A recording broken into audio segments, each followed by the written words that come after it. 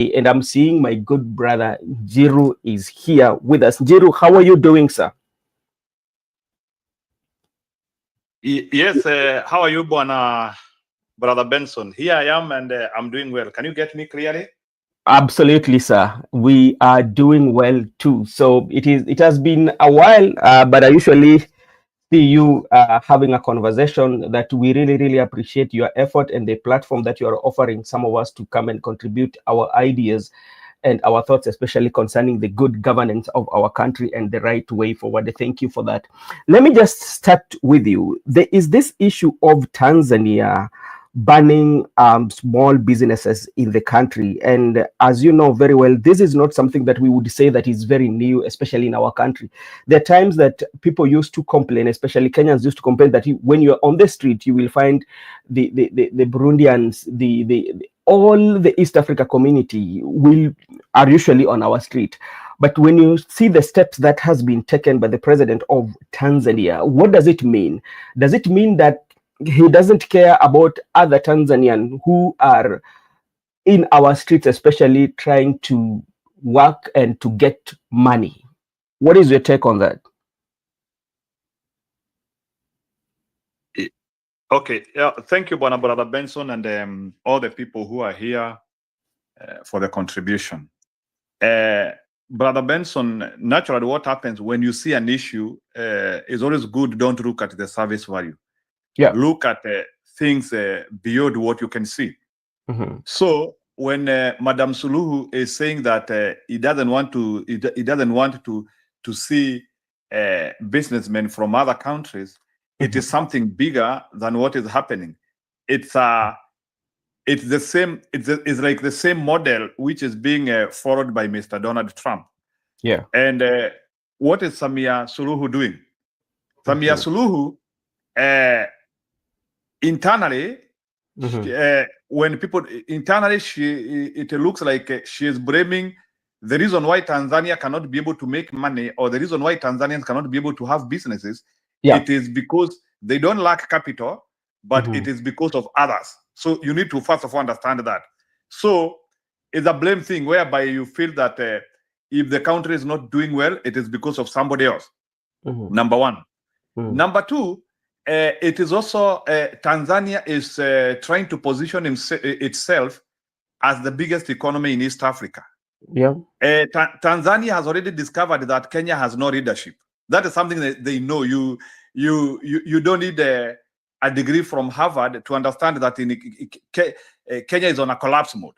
So what now Tanzania is trying to do, Tanzania is now trying to position itself to flex its muscles. Remember when the Kenyan economy was functioning, maybe during the time of Kibaki, during the time of Akina Uhuru, Tanzanian president could not do that because Kenya had capacity to sink the economy or to sack the Tanzanian economy. But Tanzanian economists have realized that Kenya is not the powerhouse they used to fear in the 70s and 80s. Remember, Tanzania also want to redistribute trade within East Africa.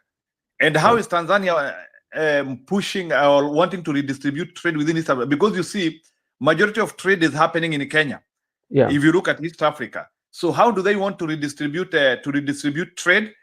Madam Suluhu want negotiations. You now want Kenyans to negotiate. You also want Uganda to negotiate, and other people who are doing big businesses in Tanzania to negotiate. So it's like a realignment.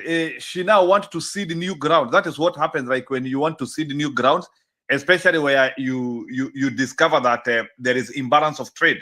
So you first of all hold to what is happening so that you can now push negotiation. And let me ask the losers here. Oh, okay. What an statement, eh? Okay. Yeah. Who are the losers here? The losers here. So what Madam Suluhu is trying to do is she wants now to do new advertisement for our country. Remember that we will lose the oil business. That one, there is no two ways about that. Kenya has to lose the oil business because Tanzania is already completing their oil pipeline. So their fuel will be transported using the pipe. And Okay. remember, transportation by pipe is much more Cheaper. efficient than transportation with the trucks. So you cannot tell me how Kenya will be able to convince Uganda we still want to continue shipping using trucks while Tanzania has readily available oil which can be dropped to Kampala using a pipeline.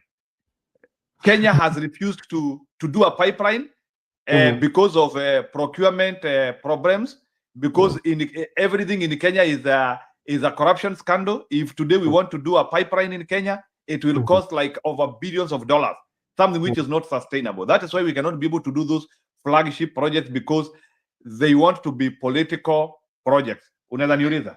Okay, do you think you've talked about the losers, and now this one you're talking of like the big corporate, especially like when you talk about the oil and all that. What about the small traders, like those who are on our streets? Because they're not only on the Kenyan street, they are also on the Ugandan street, they are also on the Tanzania street. Where do we put this, the small traders, especially in this the decision that was taken by Madam Suluhu Hassan? When it comes to small trade, small trade, that is not something which you even talk about. Those ones are casualties by initiation. Once a policy has been implemented, the first casualties are usually the smallholders, because you know smallholders have no capital and they have no security of anything. So that's why you always hear tunawaitanga wakulima wadogo. Wakulima wadogo are naturally affected by policies. So we don't even need to discuss about that. What happens is that if there's a bad policy, the first person who get it is the small scale holder, because they are the ones who absorb everything, and also the customers. So it is the customer and the small scale holder. So they are the ones who absorb the heat directly. So Mukulima Mudogo will be hit, and he will have to redesign new ways of doing business. Either they think of going to other countries, maybe they can think of going to Somalia, Southern Sudan, but Tanzania they just want to be aggressive. So that's what we need to understand. Tanzania has decided to be aggressive because they now want to outbox. They want to outbox Kenya. And why does Tanzania want to outbox Kenya? Because Tanzania has done their research well, and they have discovered that Kenya has no leadership, my brother. So it happens globally. Hata wewe ukidiscover huyu mtu, if you discover your brother is not a serious man, na you can easily take his land, or if you discover the person who your neighbor is not a serious man and you can easily take his land, or you can easily take his plot or his property without a fight, you'll do it. So that is what happens now. Kenya cannot do business because what Mr. William Ruto is doing is just corruption. So that is the unfortunate situation we have met ourselves in, Brother Benson. Okay, thank you. Before I invite two of my brothers, because I want to engage you, especially, you've talked about leadership, and I think you are very, very aware of what is taking place in Tanzania, especially that regarding the Tundu Lissu case. You know, this guy has been in the courts for quite a long time, and yesterday there was supposed to be a court hearing, and the judgment was supposed to be made, but unfortunately it was the case was postponed. And this one, in regard to the government side, especially the lawyers from the government side, they keep on bringing so many issues, especially concerning the Tundu Lissu case. And you know, they are also having election in October. So my question to is that if we are talking about leadership, and this is the same leadership that want to overtake Kenya, that does not give the space for democracy, especially when it comes to the opposition, because it's going to be the first time in the history of Tanzania to have election without a bigger opposition party having a candidate on that election. How then can we question their leadership, that their leadership is even more better than us? They want to take over from us.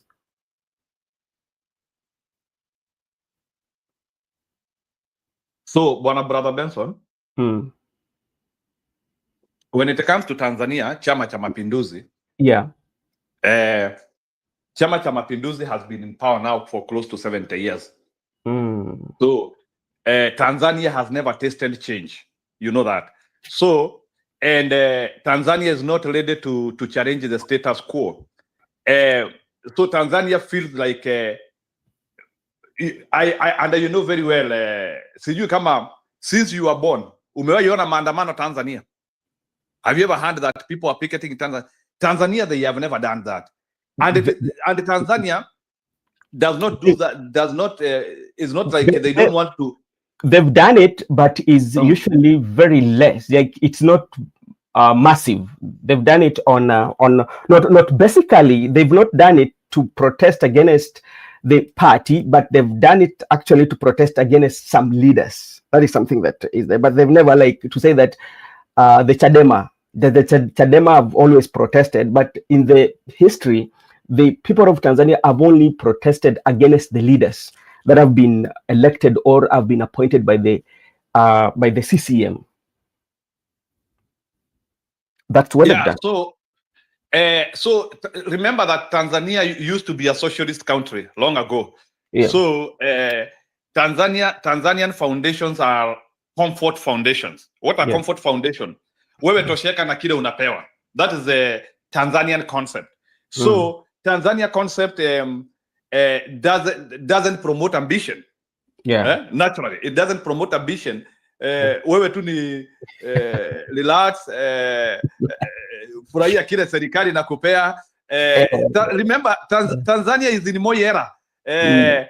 Is in Moi era ile you couldn't question Moi regime that time before the. So that's where they are. I understand. You know, even if Kenya, we have much problem. That's why personally I don't compare myself in terms of democratizing our nation. Yeah. I don't compare Kenya to Tanzania. Even when I hear some people saying, you know, they want us to learn from Tanzania. Tunajua Tanzania hakuna ukabila. Who told you that in Tanzania hakuna ukabila? How do you practice ukabila? Hiyo ukabila tuko nayo Kenya, and you have even been suppressed. So you know, Brother Benson, even for you to be tribal, there must be some freedom. I don't even. Yeah. Thank you so much, Mr. Njiru. And I just want to let our viewers know that we are streaming live on 2 platforms. We are streaming live on Kenya Democracy and Brother Benson Media. So if you are in those 2 channels and you've not subscribed in any of them, you can do so that we can continue growing. Njiru, you will hold for me as I want to engage my brothers, also to ask them about what is taking place in the center of our conversation. Joseph, thank you so much. I can see you on the comment section. Mr. Laban, also thank you so much for coming on the comment section. Miguda, maybe in brief, when you talk about what is happening in the trade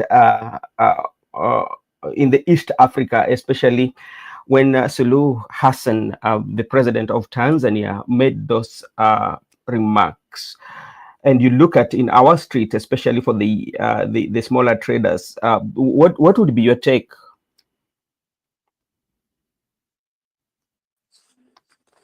Okay, when I want to talk about the smaller traders in the context of Samia Suluhu, you find out that first I want to have my opinion that Kenya is much better ahead of Tanzania in terms of comparison, even in terms of democracy, in terms of governance, in terms of freedom, in terms of rights we are enjoying.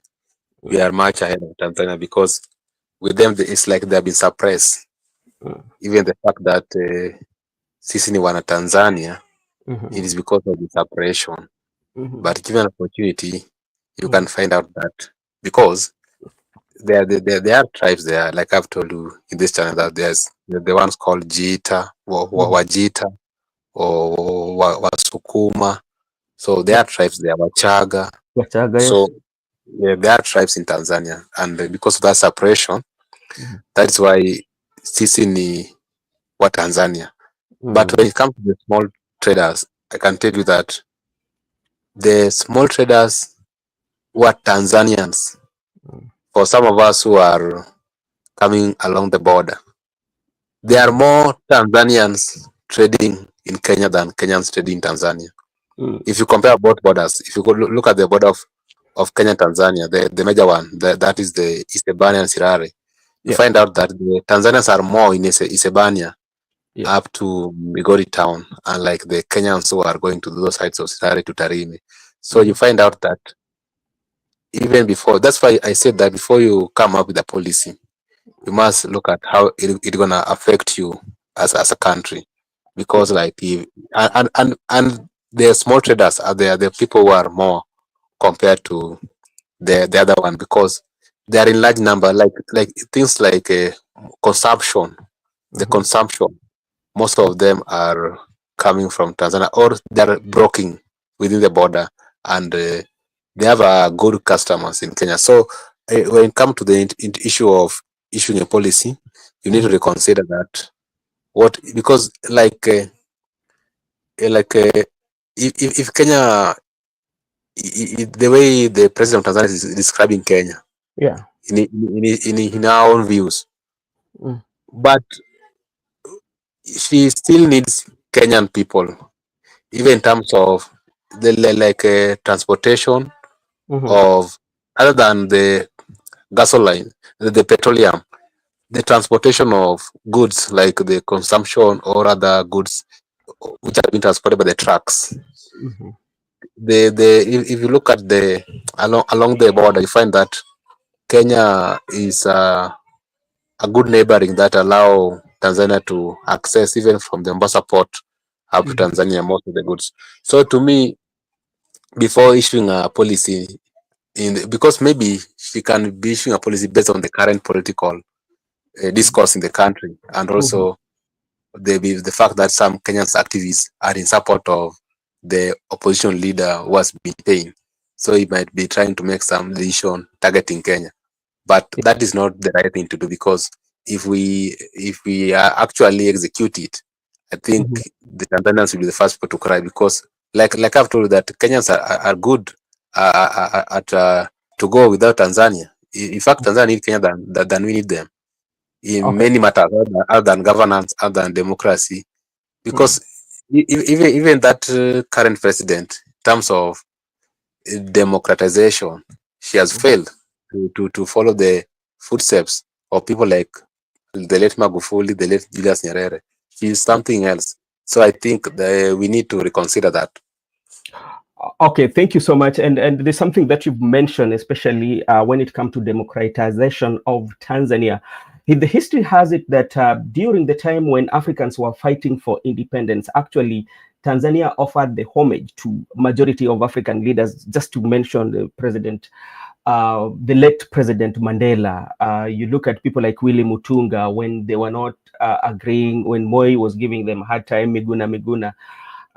Talk of Zimbabwe president from Robert Mugabe. So all the freedom or fighting for the independence of majority of African states, actually Tanzania was an avenue for them. That is a history that is already there. And also Tanzania, I would agree with my good friend Njiru. It's a is a conservative. I would call it a conservative state. And when you come to our country, Kenya is a pluralistic, is a pluralistic. So that's why, like, even with all this that she's trying to push, even if she's bargaining in terms of economically, when you want to solve economic issues with the political scores, sometimes it doesn't work well. Thank you so much. Maybe Migura, before we engage Njiru on the topic of the day, especially, we are going to look at the Transoya. Maybe in brief about the Tanzania take on the traders.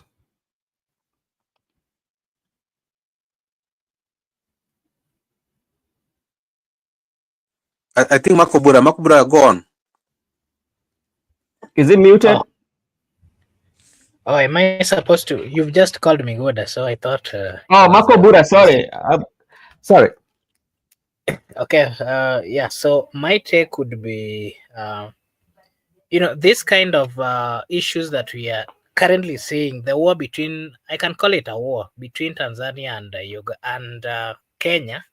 It's something not strange, and we've experienced that kind of things in Africa. If you remember what was happening in South Africa, And in the continent of Africa, we've always had the 2 or 3 giants fighting for supremacy. And there's a time when Nigeria used to be the top country in Africa, and then it was overtaken by South Africa, and they've always had that fight.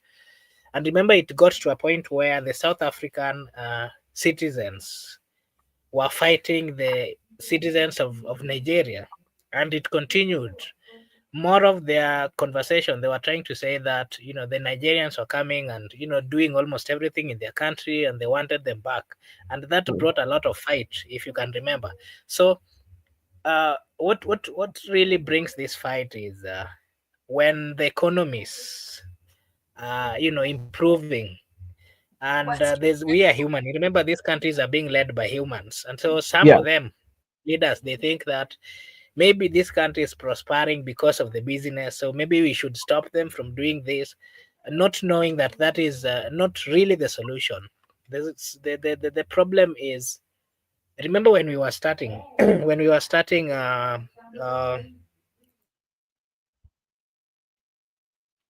Good.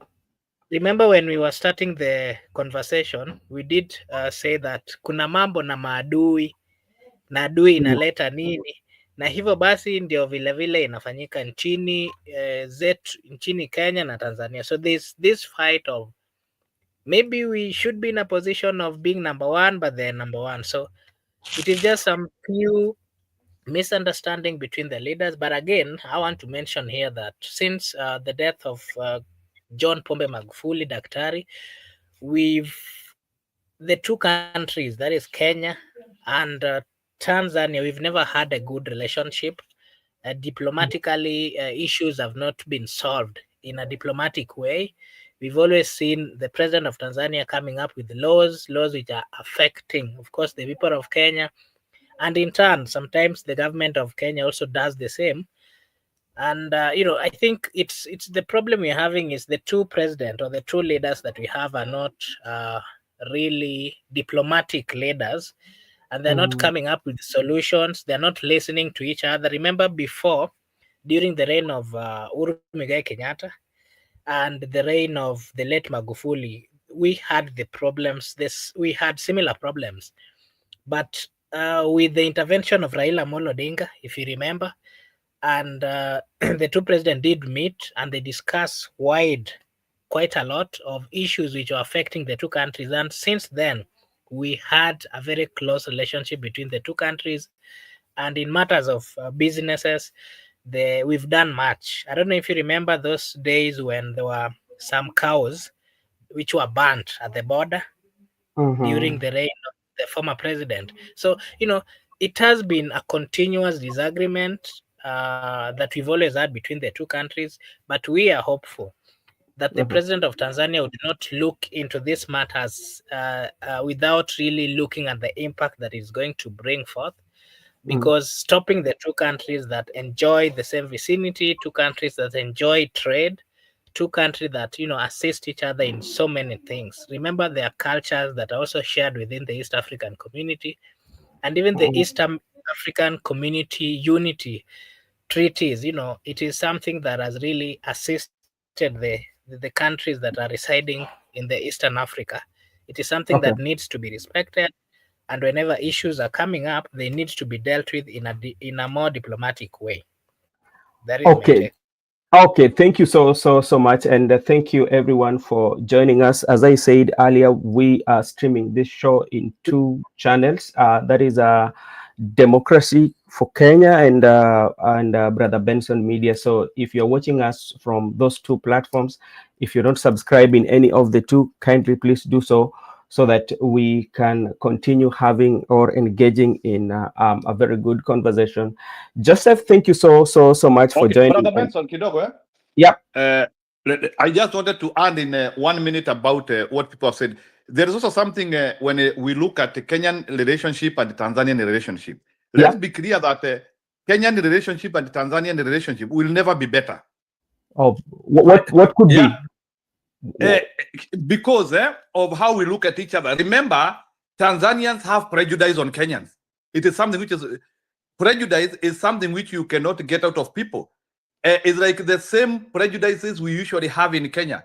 Yeah.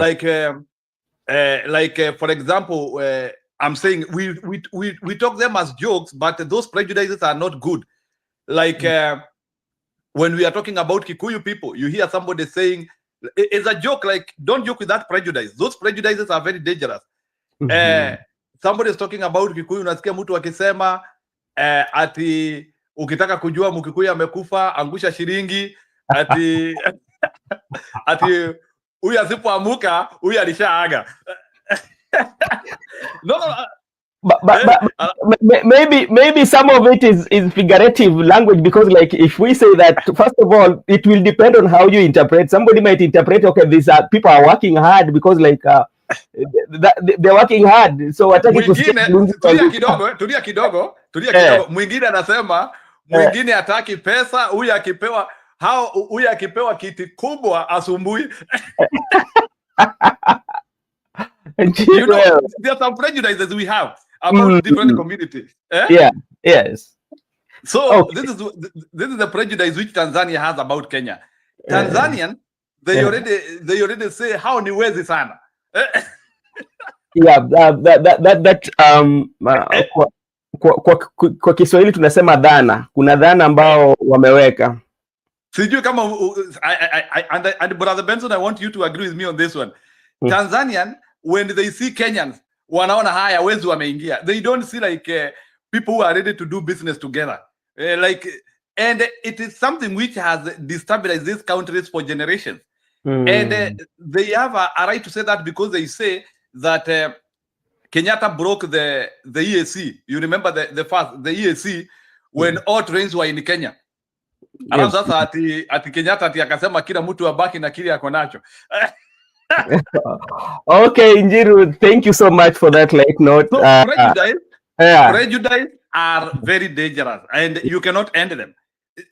Let me tell you, part of the reason why even in Kenya we are struggling, it is like a prejudice. Like, for example, when you hear Mr. William Samoei Ruto saying, ama akina Sudi wakisema hao watu ndio wanatakanga tu kuongoza peke yao.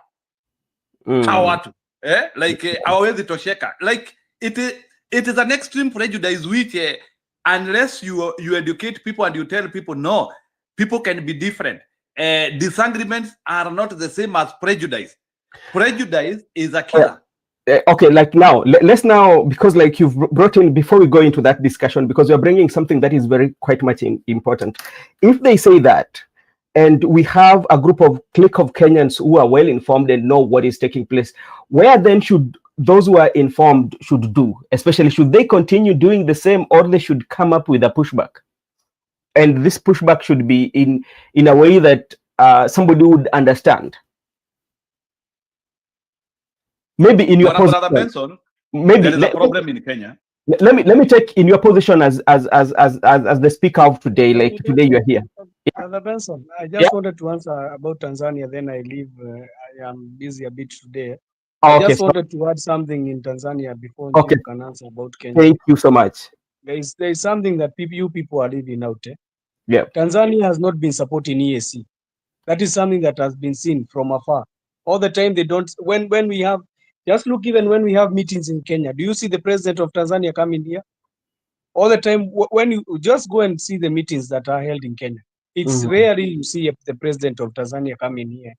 Yeah. So what I was coming to tell you is just that Tanzania has been supporting SADC. You know, yes. SADC? Yes, they have been supporting SADC. And if you heard the statement that came from SADC just the other day, they say that they are going to be protecting their citizens. That is the core value. That is the core of the meeting that was happening in SADC. And those what Tanzania is doing is just rules that were brought from SADC. I saw today that they said that everybody should emphasize on its citizens. That is what exactly Tanzania is doing. They are playing to the book of SADC. So this is not something that is just she woke up and said that it's like kuwaona hapa. She has been supporting SADC all through, and you have seen her all through supporting SADC. And I don't think she's even interested in EAC. So if they are not interested in EAC, is just okay. They can continue with SADC, and they can do their biddings there. Okay. Thank you so much, and I hope, my brother, you get well soon, because if you know, najua ni kutafuta. Okay, thank you so much, Joseph, for coming in and also letting us know about that. I usually know that they're in that block, but I've never kind of like have thought have that thinking through that. And thank you so much, Mr. Joseph, for coming in, and upumzike vizuri, hata kama utakuwa unatuangalia. Tomorrow we'll be here, so you can come in when you're fresh. And Jiru, also thank you so much for coming, Makubura and Miguda.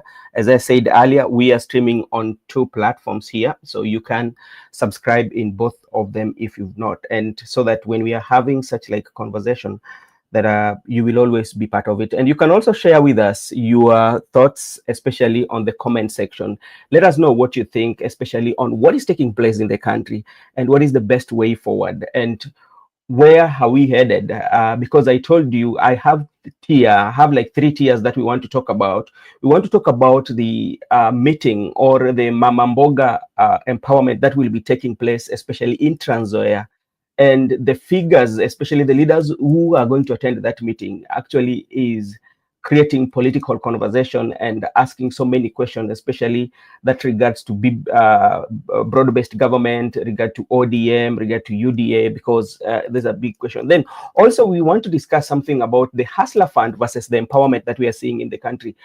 Are we really progressing, especially when it comes to the empowerment that is given to our mothers, which is headed by the Vice President, Deputy President, sorry, Honorable Kithure Kindiki. Then we have conclave that people have been talking about, but is the conclave going to work, or the political center stage is going to take place, and who is going to benefit from the conclave? Is it the people of Kenya, or the leaders who are going to benefit? These are the conversations that are usually on the political waters. Let me start with you, Njiru. Njiru, we saw on Sunday there are going to be a fundraising at Mrs. constituency, and the guest is Edwin Sifuna, the ODM Secretary General. And for a few weeks ago, we've had history with Edwin Sifuna concerning, especially in matters to do with ODM and the broad-based government. We have Honorable Gathoni wa Mushomba too, is also somebody who has been very critical of the broad-based government and especially the UDA. So he's also going to be there. Notable figures also is Jicho Pevu. We also saw the Jicho Pevu. We have Kibagendi also is available. If you look at the team, including Babu Owino, if you look at the team, and I can bring you back in March in 2024, there was a group that was called Team Ground, and that one included Hamisi, Gathoni wa Mushomba, and Babu Owino. And today we are seeing them coming together to share the same platform. Njiru, what do you think is happening? Thank you. I will give my point of discussion, and then maybe utanipea around 20 minutes. I need to rush into a certain office and I come back, so don't worry about that. No problem. No problem. Yeah, but let me give my point of discussion on all those things you're saying. Yeah. I disagree with those meetings which they are calling empowerment. Yeah. You cannot empower the Kenyan men and women in a one-night event. Mm-hmm. The best way to empower Kenyans is through government policies. Ensure they are not overtaxed. Ensure there are some things which are happening in the government, and they are not affecting them. Mm-hmm. So I'm so surprised that Gathoni wa Mushomba and Mr. Sifuna are falling on the trap of the government. They are trying to copy them. Yeah. They don't need to do that. There is a better way to empower Kenyans, and so Brother Benson, I don't support that idea. I support another method, but I understand them. They are not the government, so they cannot institute any policy. But you cannot copy what Kindiki is doing. Yeah, Kindiki is empowering Kenyans, and his constituency or his county is having mad schools with hosts. You even ask yourself, what is the importance of this empowerment? So the host in Nenagazim, this empowerment, Brother Benson, it is not empowerment, it's campaign. This guy does empowerment. So let's be clear about that. They don't want to call it campaign so that it brings some legal and political ramifications. So it is politics. So ni kuenda kukutana na raia huko. Yeah. But Brother Benson, we don't need to get worried about that. Let me tell you that Kenya is a country of first in so many things, including even the ascension of Mr. Ruto to power. It was a first time in a way. Yeah. And I want to tell you that Mr. William, there is no any stoppage, or there is nothing which will protect Mr. William Ruto from crashing, because things are not tying up, and there are so many things which will make it very difficult for Mr. Ruto to be the president of Kenya another time. Those are things which we will talk along the way, or maybe in another session. I will come here and describe to you the reason why Mr. William Samoei Ruto cannot be the president of Kenya again in the next ballot. Let me explain something about Hustler Fund. Hustler Fund has not put any person into riches. And I would want somebody to tell me if you know of any millionaire who has emerged from Hustler Fund, because that is how you gauge. Forget about Ruto testimony when you think that simunajua huyu tumempea, and the fake people who come to give fake testimony.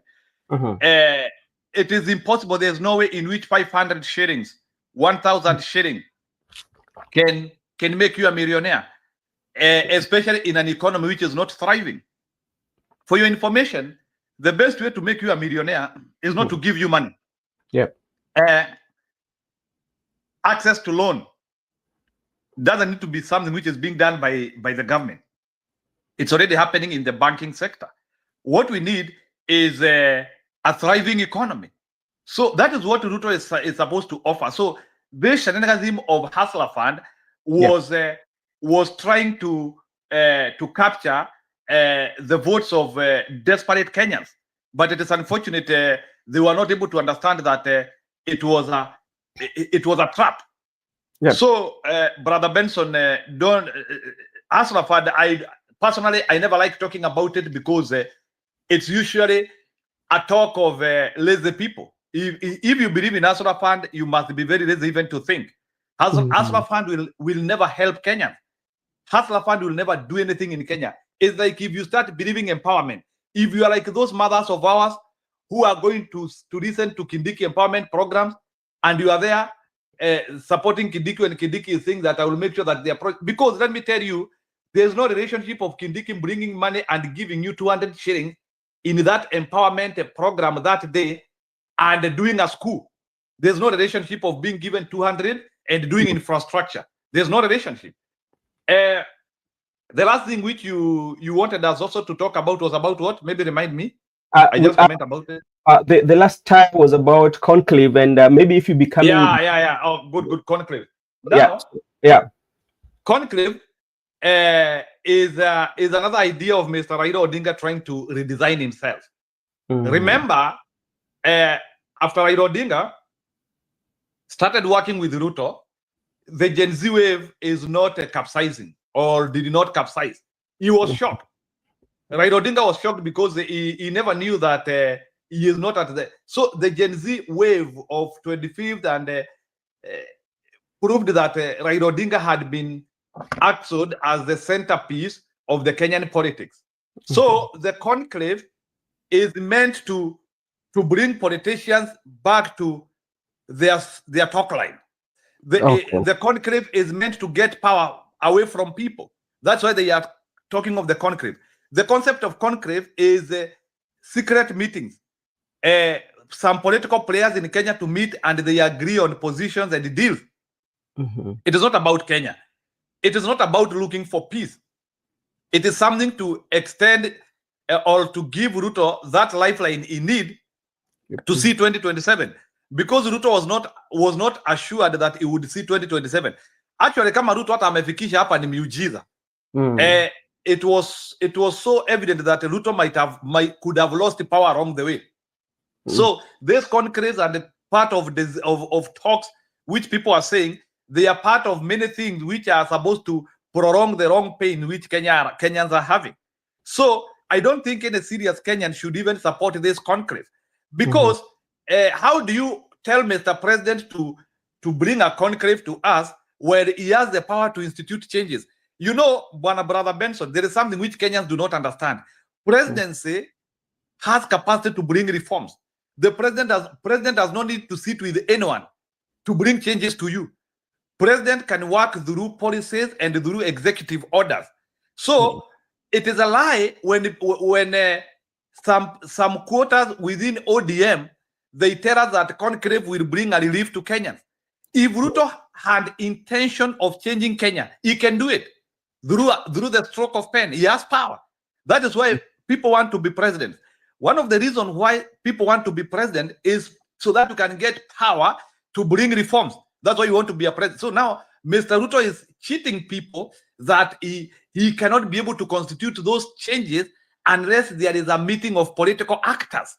That is not the case. But Mr. Njiru, just to know, because like when we're talking about the conclave, actually, President himself has not mentioned anything about conclave or the intergenerational dialogue.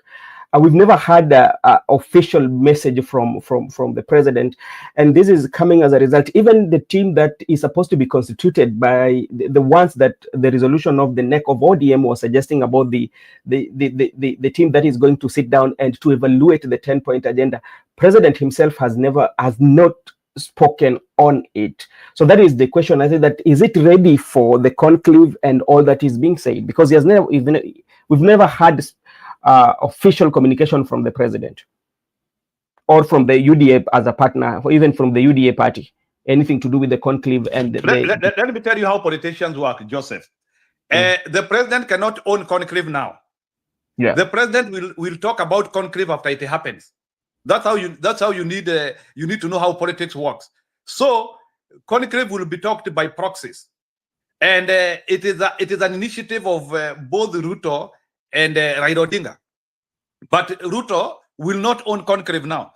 So after the conclave has been held, and let's pray that it doesn't happen. If conclave happens, as they call it, that conmanship happens, wakati wanaenda pale sasa, either during the next year's breakfast meeting, or maybe in a Madaraka Day celebration, because that's where they launch those stupidities.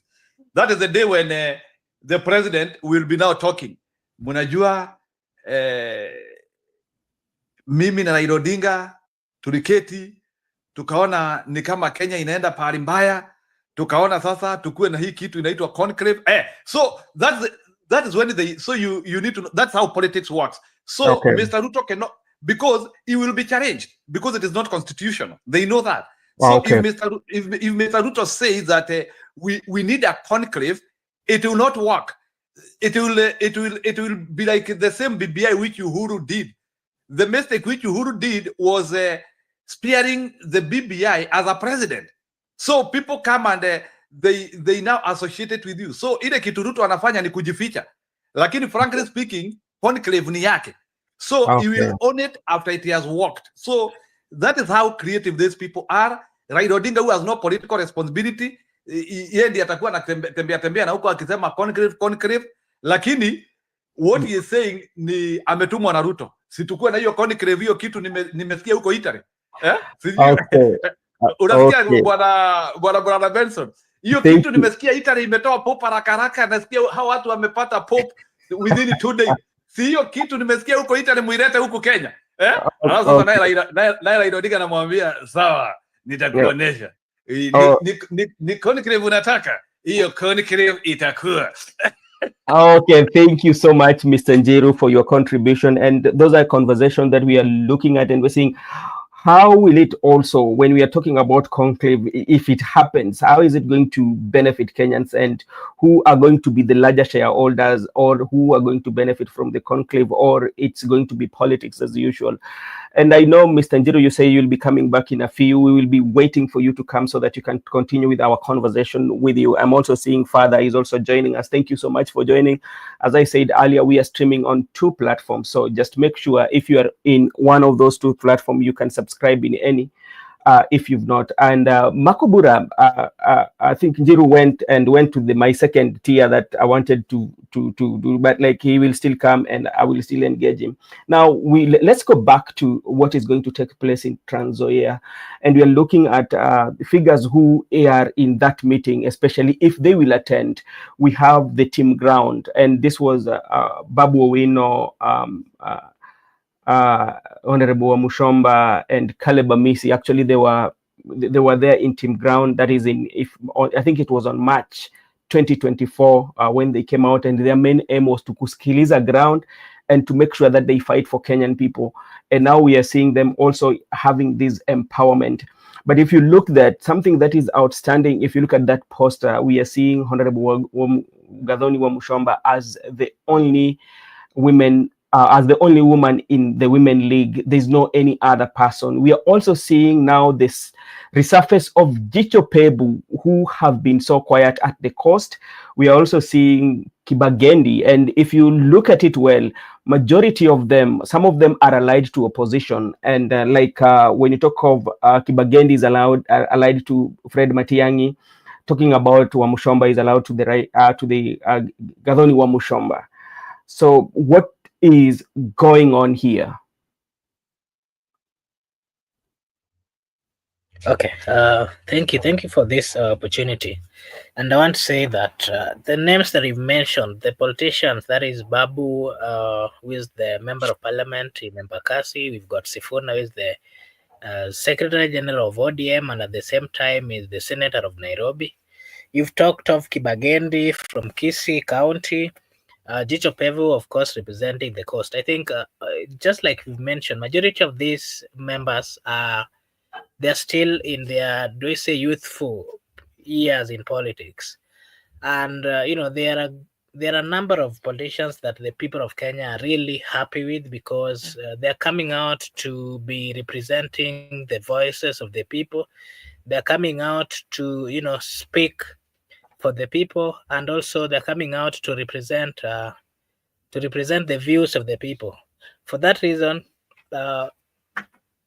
they've always kind of come together and to speak together.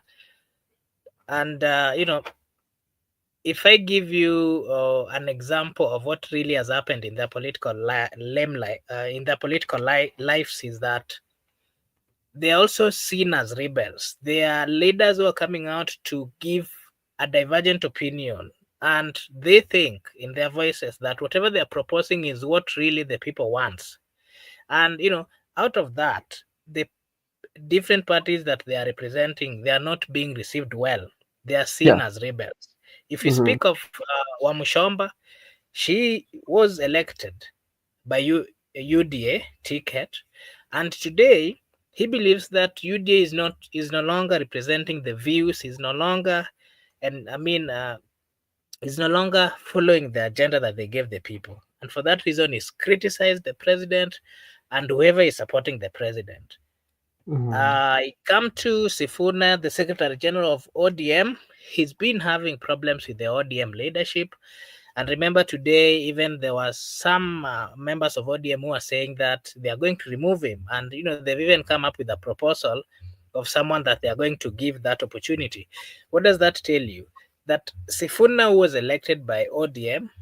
Sifuna, who has been a Secretary General of ODM for quite some time, is today also not happy with the fact that ODM party joined the government, and is having this thinking that due to the failures of the UDA or the government, it is going to cost them, and it might affect their future political ambitions.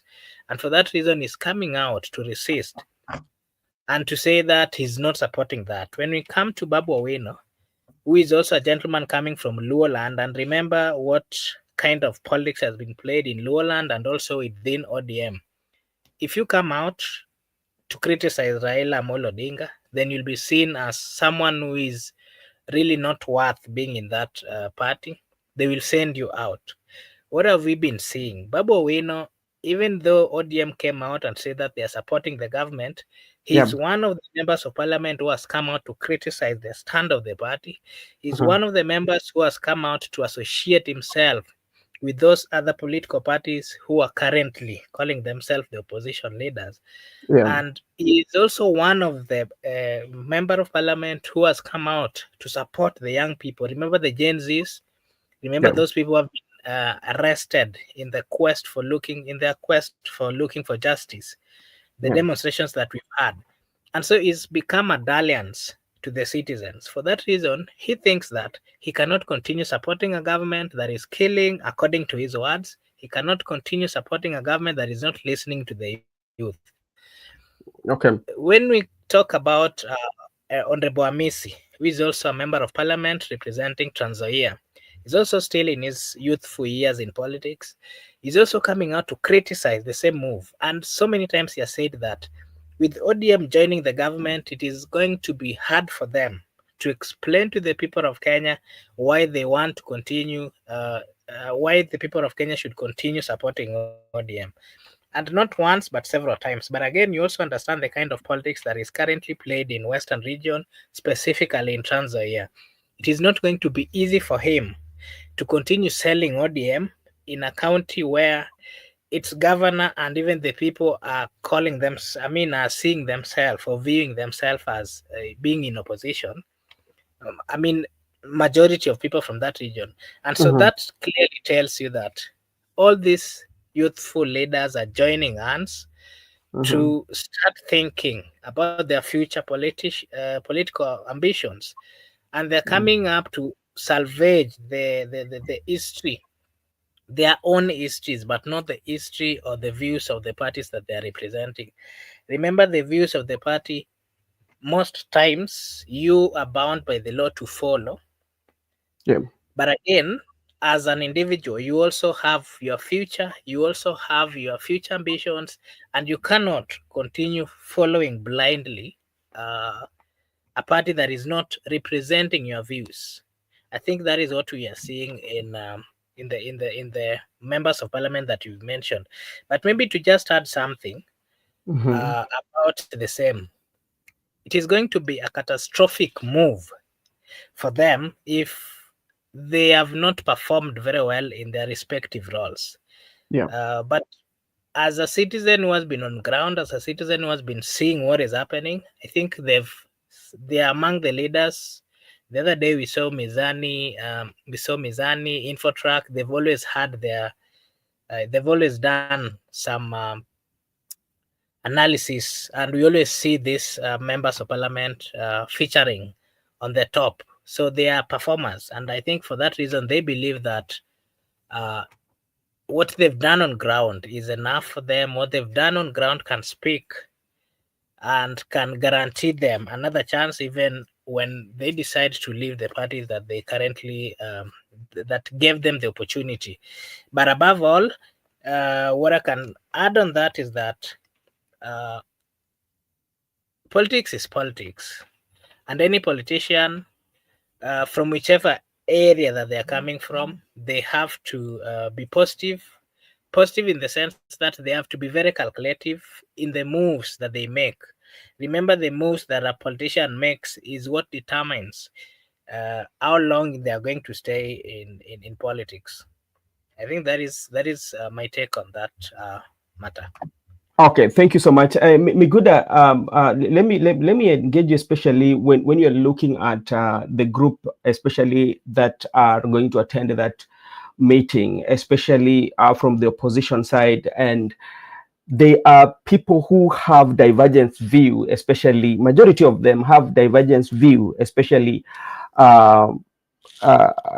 towards broad-based government, and somebody was asking, like, how broad is the base if it doesn't accommodate the divergent views of other people, especially the views that especially were given by Edwin Sifuna, the views that have always been given by Babu Owino, Gathoni wa Mushomba, and now they are going to have that. What can this one make, especially the members of the ODM or the UDA, to have a second thinking? Uh, Thank you. First, let me begin by defending the team because it's very much important. Yes, We understand that we can't be the people who fought for the multi-party democracy, who fought for the constitution. Then, when people are now exercising their rights and freedom in the constitution, then you are castigating them. That is rubbish. What I believe is that each and every person in this country has got that right to associate with whoever he wants. No one should select for you or elect for you who to associate with. So they are at liberty to associate amongst themselves. They are at liberty to have their right to politics how they want in a democratic space. So whatever they are doing within the confine of the law, and it is legitimate. So this issue of if anybody differ with you in ideology, then you start abusing that person or saying sort of things. That is your problem because no one chooses for your friends. We were not there. There was politics. There were political party. No one was born to be a permanent member of a certain political party. No one was born to be a permanent supporter of anybody. You can shift allegiance. So that's up to you. If you don't want people to shift the allegiance, it's up to you. What I want to say is that I support the move by the young legislatures to yeah, actually give Kenyans another view of politics because we mm, can't keep on bringing two camps that the status quo and the opposition, united opposition. We must also have a third force, and that's what I'm seeing happening here. And this mhm, third force, because you understand that in the government right now, it is composed of the people who are in opposition and in the government. The opposition also is composed of people who are in the government and opposition. So the same third force must mm, be composed of the people from the both government and opposition. You can't expect people from heaven to come and have be a third force. mm, And we cannot wait for this person because we'll be saying, okay, you want such a person, you want such a person. This person is not forthcoming. What do? You work with the person who is available. mhm, Asiyekuwepo labda alipo. So if you cannot get this person, because we have to go for election 2027, we cannot wait for the person who is not forthcoming. We are going to work with the people who are there. So if these people can be strategic and have a way of communicating to the people, it is mm, good for them to emerge as a third force. This mhm, issue of people trying to limit people or trying to lecture you that you must belong to this political party, you mhm, must support this leader. No, the same leader who they want you to support is enjoying his freedom of association, yeah, whereby he's associating with everybody, but you are being limited that no, you don't associate. You don't associate with the people. You don't have a political right. No, we should support this third force by the young people. It doesn't matter because even into that formation, people are castigating Sefuna. That is the SG and is having what is wrong with that? Mohamed Ali is in UDA and is there. The UDA has not called him out. Wamuchomba is the DCP and is there. mm, The yeah, DCP have not called Wamuchomba out. What is this so special about Sefuna? They must talk about him each and every time. The same way the people have the political right and freedom of association, mm, the same very way these young legislatures have their political right and at this time round, I agree with them. No one is going to follow anybody blindly. Those people also must mm, have a time to follow other people. And I like the strategic position because it doesn't matter. People are saying, okay, if you go that way, you are going to lose. If you go this way. So this issue of threatening people with but, losing, how many but, times have we lost? but Miguda, what can you say, especially for those who are saying that, especially when you're talking about Edwin Sifuna, Caleb Amisi, and Babu Owino, there are people who are saying that these people, they cannot be who they are without the olive hand of the Right Honorable Prime Minister Raila Odinga. And even you can remember, you're aware of one legislator who said that Babu Owino cannot be elected in Nairobi because he was not born in Nairobi. Okay, I want to respond those two questions very fast. First, I got no issue with Raila. Raila has his respect. Mm, I usually tend not to talk about him. He has asked mm, his time. mm, He has asked his place in the Kenyan history. And as a young person, I'm focused on the future, not the people who have assisted us. So these mm, people, they're being said that they cannot make it without some people holding their hand. mm, To me, it's not a do die. Provided you have communicated, we have heard you, that at one point you are not ready to be compromised. You know, these people think that politics is life and death. No, these people were there before they were MPs. So life is not going to stop because they have not been elected. And also, this issue of Babu cannot be elected in Nairobi because Babu was not born in Nairobi. That is just something that I don't know.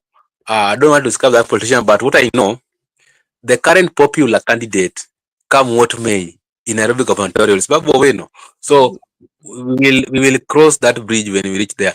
What I want to say is that these people who are forming a new friendship or alliance, to me, they have not committed any crime. They have not committed. They are at liberty to do their politics. There's only one thing where I differ with some people. Yeah. They just want you that it must be their way, and they're telling you that if you follow that third force, for instance, Yeah. you are going to lose. You are going to commit political obituary. But who has told that they don't want to lose or they don't want to commit political obituary? The question is, from the time we have been there, we have supported a particular candidate from 2007. We were never declared. 13, we were never declared. 17, we were never declared. 22, we were never declared. But it did not change us. We are still here politicking. It never make any difference. Yeah. So the same way people, even if they are not going to be declared, that is not here up there. The point is, the young people have decided to be strategic because they have seen that people are yearning for change, but this person is not there. So what do? You must be strategic and find a space so that you can ride on whichever force comes, so that at least, even if you don't make it, but there was an opportunity for the people to decide. It's only the people who failed the system, but not the other way around. Okay, thank you so much. And this is what Gibson Connor saying. Sorry, brother Benson Media, we should stop the old way of thinking. Time has moved on. Are you suggesting these people can't live without the elite establishment of the politician? That's the way they think. You know, that's the way they think. If you listen to a leader discussing that somebody cannot be elected just because he was not born in that area, how now it kind of like I don't know my friend. Sometimes it I can see our good friend Langat Msemo Kweli. What does Langat says here?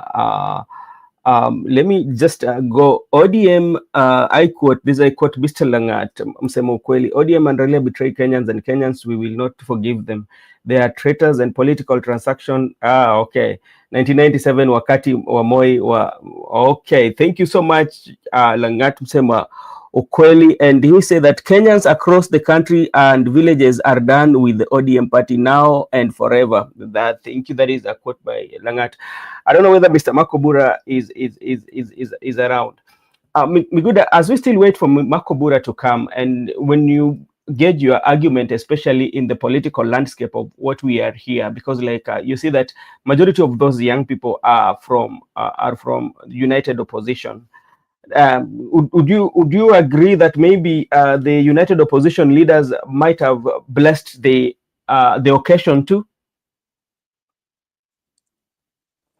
You know, we are in politics, but they are also political propaganda. So you must understand that it can be a propaganda to try to blackmail them, that they are actually being sponsored by Wamunyoro. The question is, huyu Wamunyoro kuna pesa ngapi na sponsor kila mtu? Hii pesa yake yote kila mtu ifie Wamunyoro. Sasa hii pesa yake yote si hata nipatie mimi. So what I'm trying to say is that these are just political propaganda whereby anybody trying to have a chart, a way, it must be blackmailed that okay, so that people cannot follow them. But what we have to understand in that camp, we have seen people from DCP, we have seen people from ODM, we have seen people from UDA, and even some people from I think from both political parties. So why I tend to differ with that side because this team ground was there before even Gen Z. Remember, they began this thing long time ago.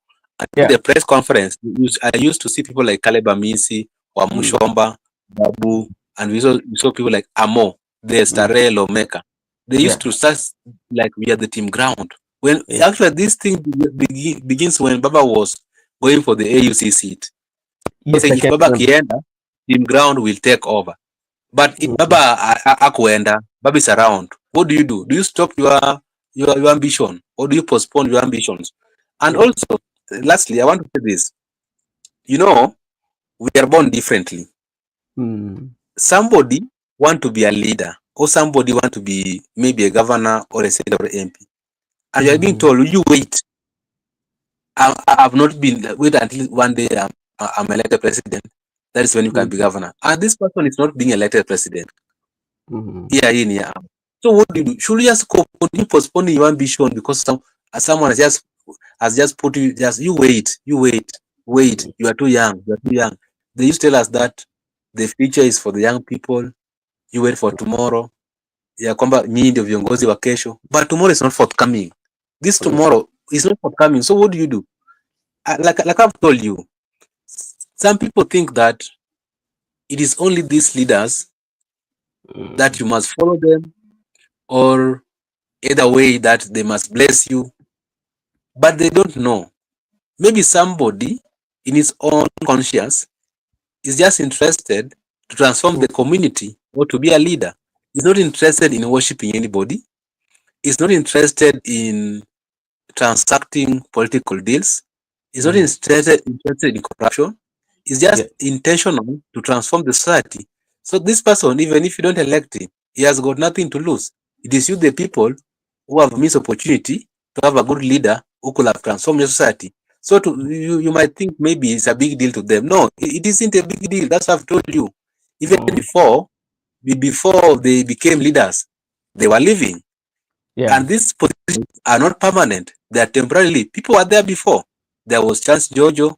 There was even this guy who was assassinated. The guy who, James Kariuki. They were there. Very vocal, very popular. Now they're not there. So this issue of people trying to tell you that you must worship me, you must be in my party, to some of us, is never a big deal. It is not a do die that I must be a politician, or I must be a member of parliament, or I must be a governor.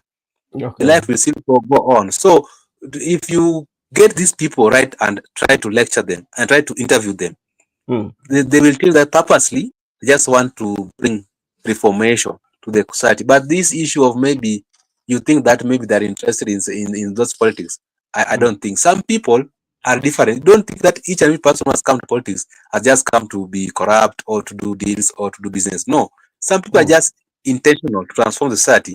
So if you have missed an opportunity for you to have a good leader, up to you. To them, life will go on as usual. So let us allow people to associate. Let us allow people to have friends across.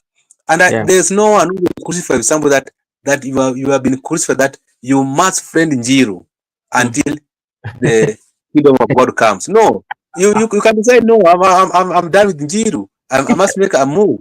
So and people are telling you to be in that cage. Oh, they usually shift each and every time. The other day they were with Moi, they were with Kibaki, they were with Uhuru. Today they are with Ruto. What are you telling us? Let young people make their own political conscience without being misdirected by the old people. Okay, thank you, Miguda, for your contribution. Let me take this opportunity to thank the following, especially our viewers from Facebook. I can see Benson Onditi. Thank you so much. Vincent Todero is watching us all the way from Pehil. That is, I think, is in Migori County. And we have Jasango too. What is Jasango too saying here? Jasango too is why can't these so-called young MPs join hands without pulling their mother's party with them? That is a very good question. Jasango too is also saying ODM in Western is not is this equal to Sifuna. I also saw Wanjala also said about Western without Sifuna. Makubura, highlight for me for the one for Wanjala. I saw Wanjala. Yes, Johnson Magaka, changia hata kwa Kiswahili wasikie. Asante sana, tutajaribu kufanya hivyo.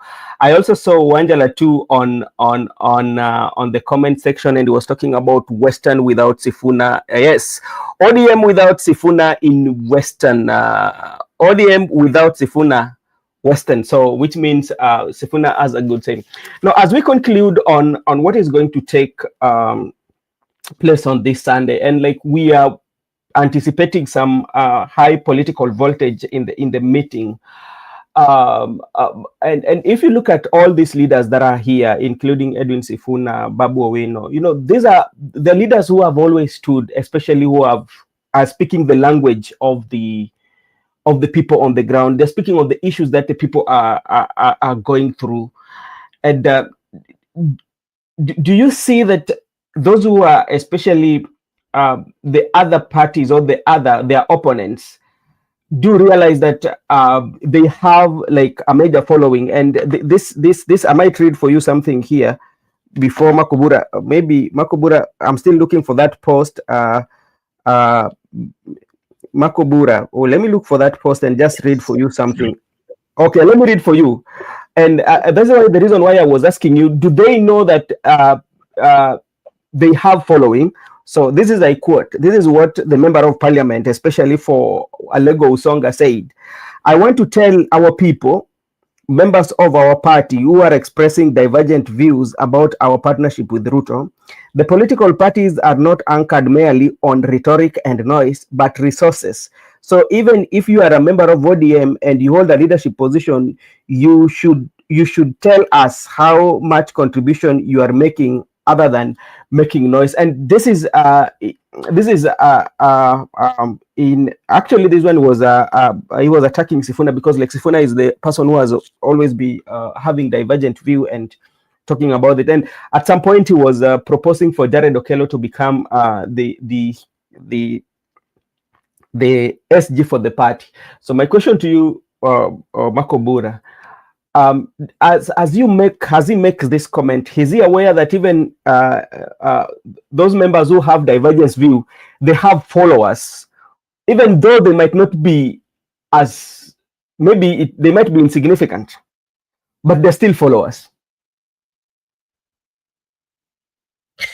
Okay, thank you.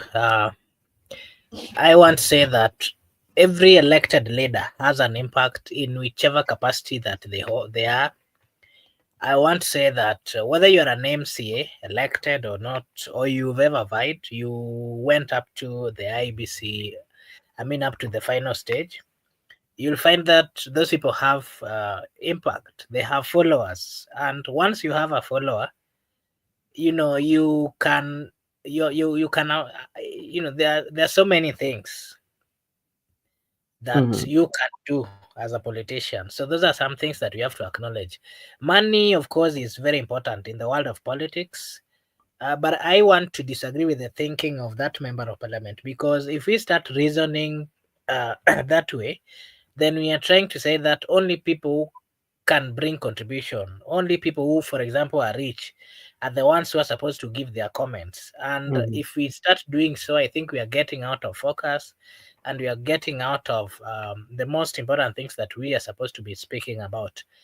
It is so unfair to come and to criticize leaders, especially those leaders that are having a divergent opinion. And remember, in this case, the divergent opinion is an opinion that is, I can say, it is welcomed in the entire world, in the entire country. Remember, we are at a point where in the entire country, when demonstrations are called, you find all youths coming from different counties going to the street, and with one call and with one request: they want good governance, they want good leadership. What does that tell you? That the entire country is not happy with what is happening. And for that reason, every leader who really thinks, every leader who really should represents the people, they need to get back to their constituency, to whichever capacity that they hold, and interact with the people. with the citizens so that they get to understand what is it exactly that these people are saying. But in this case, we are seeing a leadership that have forgotten about the people, a leadership that is not consulting. Instead, they are coming out to defend their positions. They are coming out to defend whatever benefits them. In short, what we are seeing is a high level of greed among the political class, forgetting their roles, forgetting what really brought them to parliament or the reason why they were elected. And that is why we are seeing Sam Atandi, because he was given a position in the government, and now his salary is getting more salary than what he was getting. And remember, this member of parliament was elected to represent a group of people. And so he's forgetting the fact that even before being given another opportunity, the bigger thing that he took him to the parliament is his constituents, and he needs to represent them. He cannot, in any manner, start benefiting at the expense of the people of Alego Usonga, the people who elected him. And now he's coming out to sound differently, not even consulting his people, not even having his, his thinking and, matters of empowering his people. What he's seeing is, what he's doing is high level of greed. For example, he's speaking of this member of parliament from Nyando to be given the position of Secretary General. To me, I think if they start doing such kind of things, remember a political party, we've tried at some point coming up with a political party. Before you become, you get a political party, there are so many stages. It has to be a party that is representing the views of the people of Kenya, not a section of Kenya. And if now with this narrative, with this mentality, what we are seeing is that they're now equating or reducing an ODM party to a Luo political party. It can never make sense that the party leader is coming from a certain region, the chairman a certain region, the secretary general a certain region, whatever a certain region, and this is going to kill the party. People, especially who are coming from other regions, should be given positions within the party so that the party is seen as representing the views of the people of Kenya, not a section of the region. And I want to condemn by all means that leaders, for example, like Atandi, leaders, for example, like the member of parliament of Homa Bay town, we've seen them making some comments, and some of their comments are seen as being like tribal. But I want to say that in matters of a party is a national represent the national views of the people, and for that reason, anything that is being made within the party, it has to be something that is going to represent the views of the people. It has to be something that is not elevating any section of the republic and forgetting the other section. And that is why I've always said we need to relook into this political parties act and what it really means, because the political parties we have in Kenya are not representing. I mean, okay, I can hear you. I agree with what you are saying, that we could be looking at the Political Parties Act and maybe following up the Constitution. But one thing that you have to remember is that we are dealing with leaders, and the majority of decisions sometimes they make, they know what they are doing, because they are well informed. By the way, majority of them are well informed. They're learned. The people who have gone to good school, they know what the party requires, or even the law requires when it comes to inter-party democracy. But when it comes to politics, and it comes to the integrity and the personality, we call it the persona of somebody, So even if you can bring all this, but like sometimes you will find it, Makubura is not very easy. You might try your level best, but sometimes you still find that issues like that. But it's not only with one party, it is with the majority of our party, the political parties that we have. They have the same way they do their things. The only difference they have is the leaders they have and the colors of their political parties, but majority of the good percentage of what they're doing is more or less the same, especially the bigger parties. I don't know where Miguda has left. I've gone to. I don't know whether you agree with that. Yeah. Maybe just to add on something. Yeah. The other day we did say that the political parties that we have in Kenya is, they are business entities for certain individuals.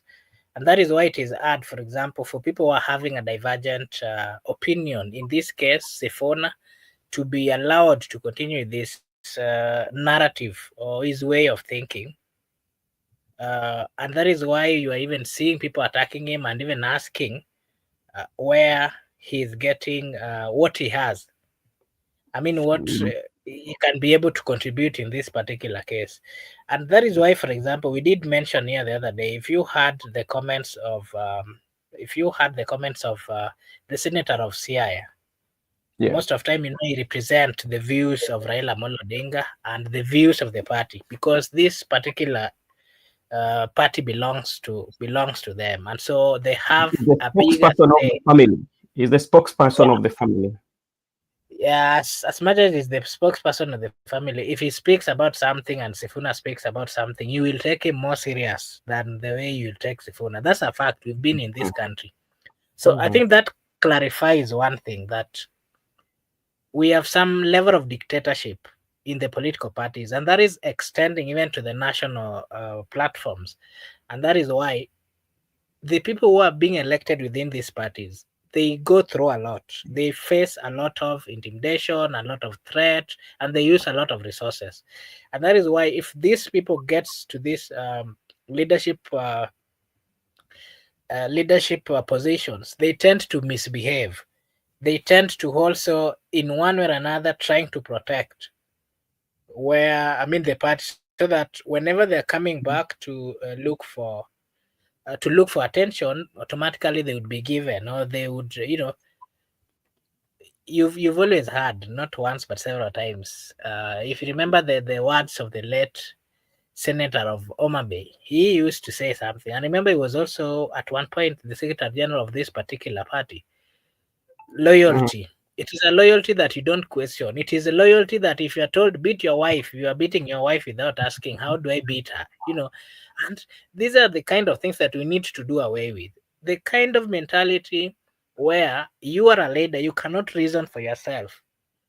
You come out and then you are given instructions. You don't even ask yourself whether the instruction you want to, whatever you want to do is right or not.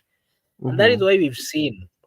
Remember what happened during the Finance Bill 2024. The people of Kenya came out. They were very clear in their quest, and they said that no, we do not want this particular. We do not want this particular bill. But then what happened? They brought it forth and they passed it in this parliament, and the people got so hungry. Even after all those things, the demonstration, people even going to the parliament, people threatening to go to other station. Even the status, they were not bothered. Instead of looking into those issues, they simply forgot about that, and they are coming out to be, they're coming out to even behave more bad. In a manner that you cannot even explain. So we need to be. As a student of literature, sometimes you can use some words, but not really. You mean those particular. You mean you mean what you're saying, but it's just a way of passing the message. Yeah. But, okay.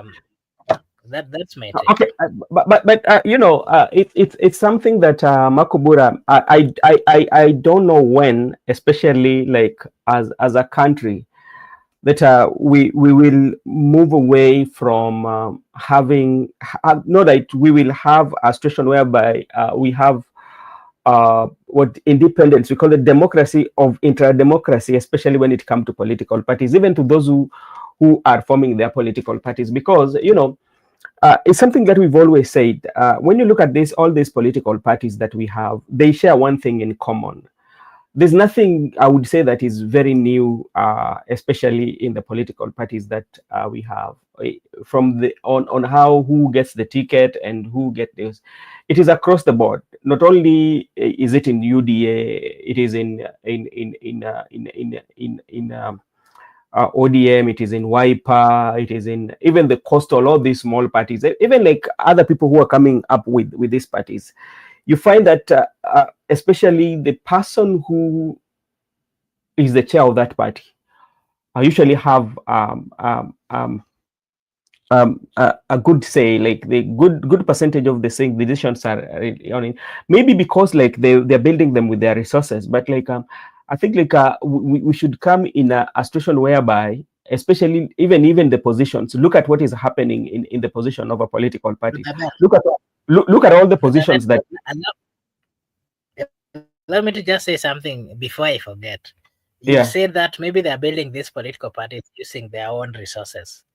I want to ask you just one question. How many times have we, the people of Kenya, contributed? Mara ngapi pay bill imeletwa na Wakenya wakasanya pesa na hizi pesa hatuku hata ambiwa zilienda wapi? And the people have so many times, not once, questioned where these monies are going. The people of Kenya have contributed. It is not their own money, not their own resources. Let me just tell you from where I'm bringing my point of argument. Yeah, where I'm bringing my point of argument is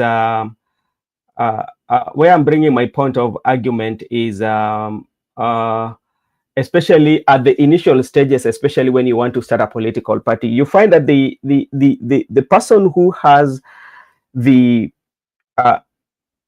to finance it, especially to do with the registration and all, are the founders, are the founder members. And that's why you see what usually happens is that some people do not start that do not come up with political parties in the initial stages, but they are usually sold to somebody. You know, why would you want to sell a political party that belongs to the people of Kenya? For instance, I want to just give you a typical example. Look at what happened to ANC. If ANC was let's say like it was something that is owned by Kenyans, yeah, at the point whereby like even in the news they would say that Mudavadi has folded his party, not the ANC have decided and they've made resolution. They say that Mudavadi has folded his party and you know is no longer existing. So I think like in the initial stages where they use their money. So I think going forward, even for the Gen Z, when they will come with their political party, it should be a collective responsibility that not one person comes with that political party and say that this is a party for Gen Z. They should come together and contribute equally. And those who are going to hold those positions in those political parties they formed should not be the people who will be vying. You know, that's where now the problem comes from. For instance, you find that like Secretary General, look at the Secretary General of these political parties. You know, the people who have political ambitions, they want to become members of parliament, they want to become governors, they want to become MCAs. And remember, you want to become MCA on that particular you're vying, and you're the chair or you're the person who is in charge of election. How will it be fair if you're the running and you're having a competitor? And the same competitor, yeah, that you are having, and you are the chair, you are the person who decides on who or among like the announcement of the results. Is there a fair game there? So that is something that I think when it comes to political parties, or maybe Jiru, I just seen Jiru coming in. Jiru, what how can we make our political parties better in a way that first of all it is not individually owned? By that I mean like the party owners do not have a larger percentage of the say, and it becomes like a decision that is by Kenyans or the particular people who have come together to form that group. Especially, how can we make it to be free and fair, to be independent, to be an institution?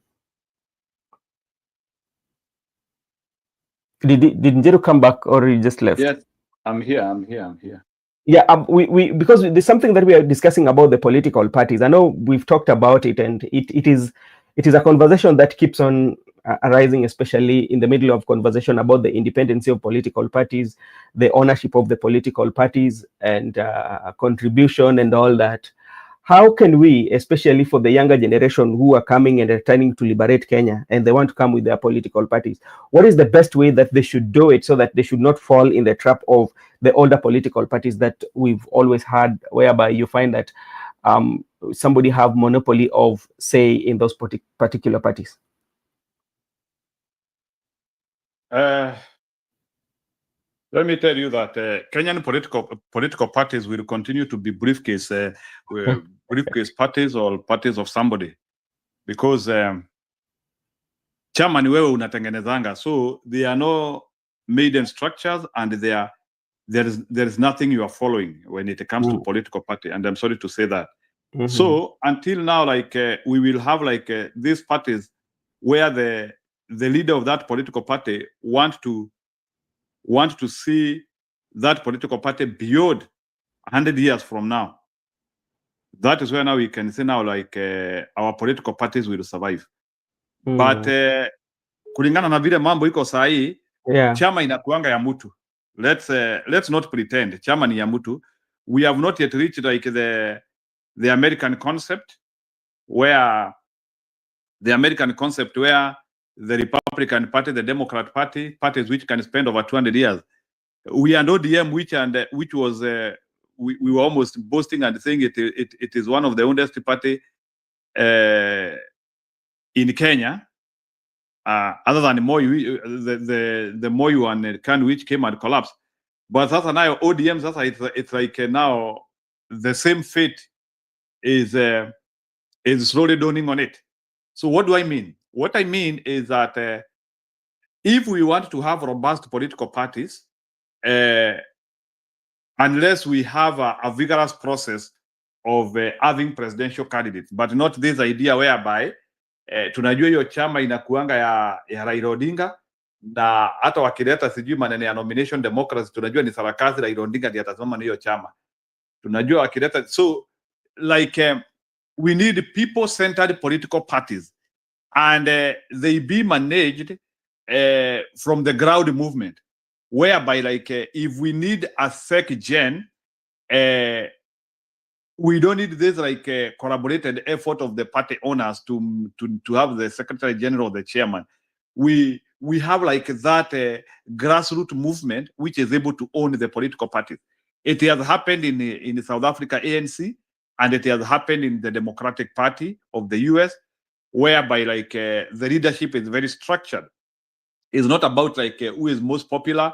Like they have that structured leadership whereby even the secretary general of the party or the chairman of the party can differ with the chairman of the political, with the presidential candidate.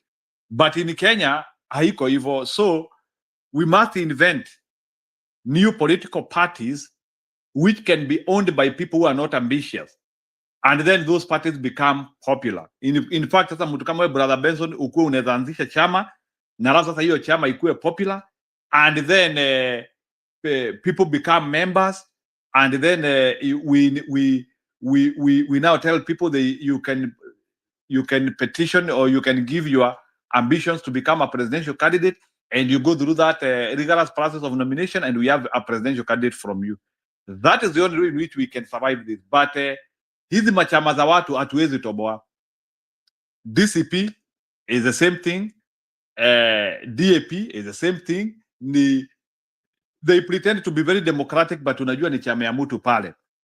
So independence of Democratic Party, we have long way. UDA ndio hivyo. Like you see, like if these parties and principles, and bwana brother Benson, kama hizi machama zingekuwa na principles, it is impossible for Gachagua and Ruto kukosana na UDA inaisha.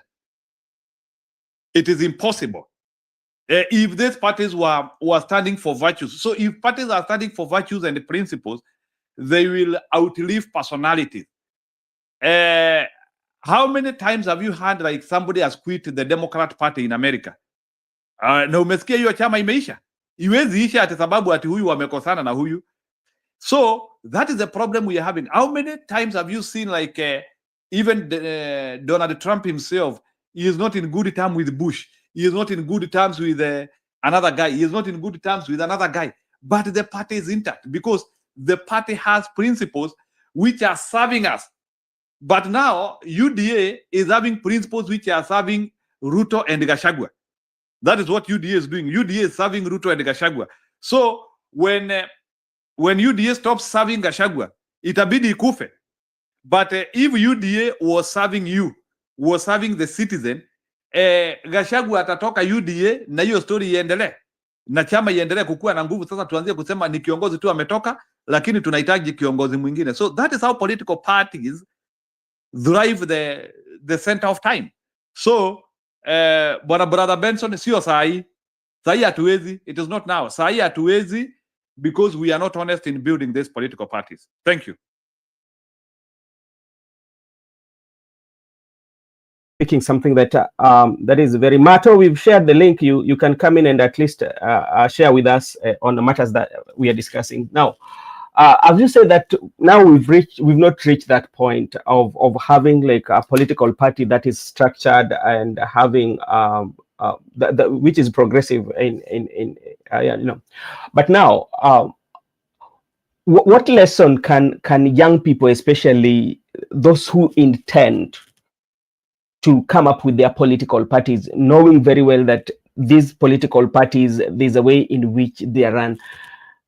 Because if they don't change, which means they also just going to be in the trend of what is happening, and they accept to they want to have different results, especially even when it comes to nomination and all that.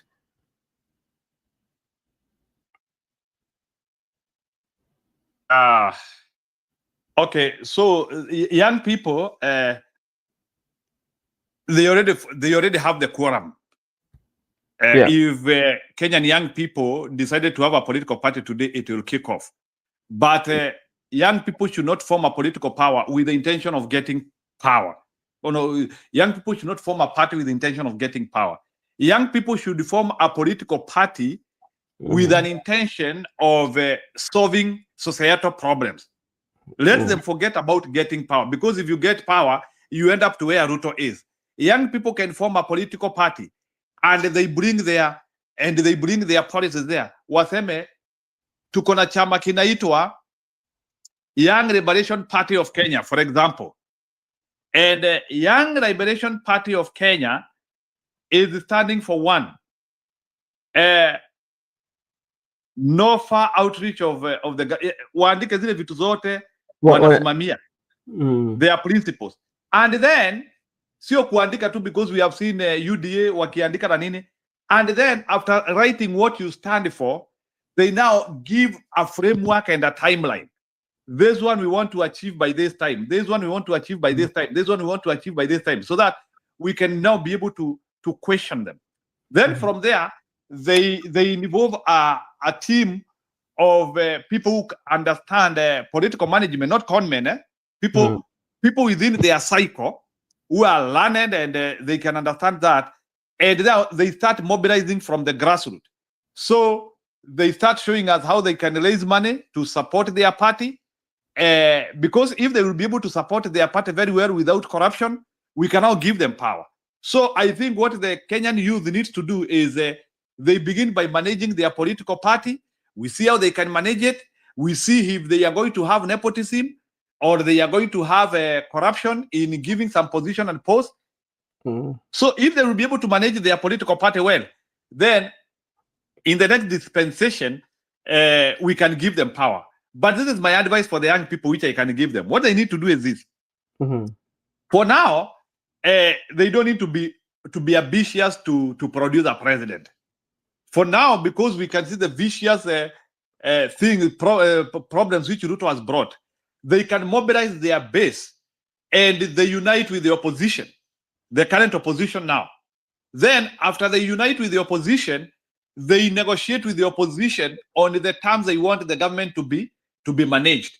They negotiate on the positions which they want the government to give young people, not only positions alone. Then from there, they negotiate on a tangible project which they will want the government to do.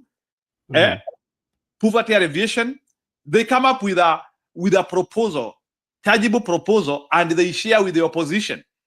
And then the opposition should countersign on how they are going to achieve that. So that one will be better. We will not be fragmented. But if we are going to be fragmented, Gen Zs are thinking their own way. The united opposition is thinking their own way. We will not be able to push our forces together.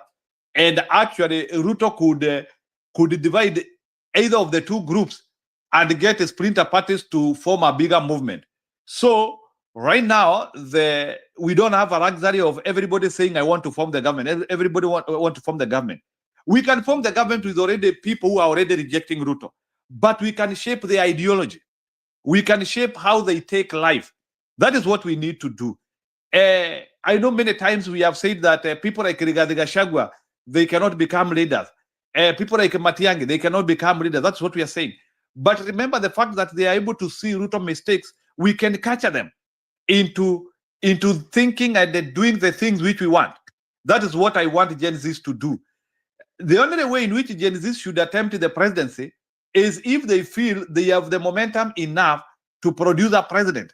They will be able to mobilize, they will have resources, they will be able to pull each other, and they will be able to centralize their leadership. If they have capacity to do that, it's okay. The united opposition could swallow the bitter pill and go and join them.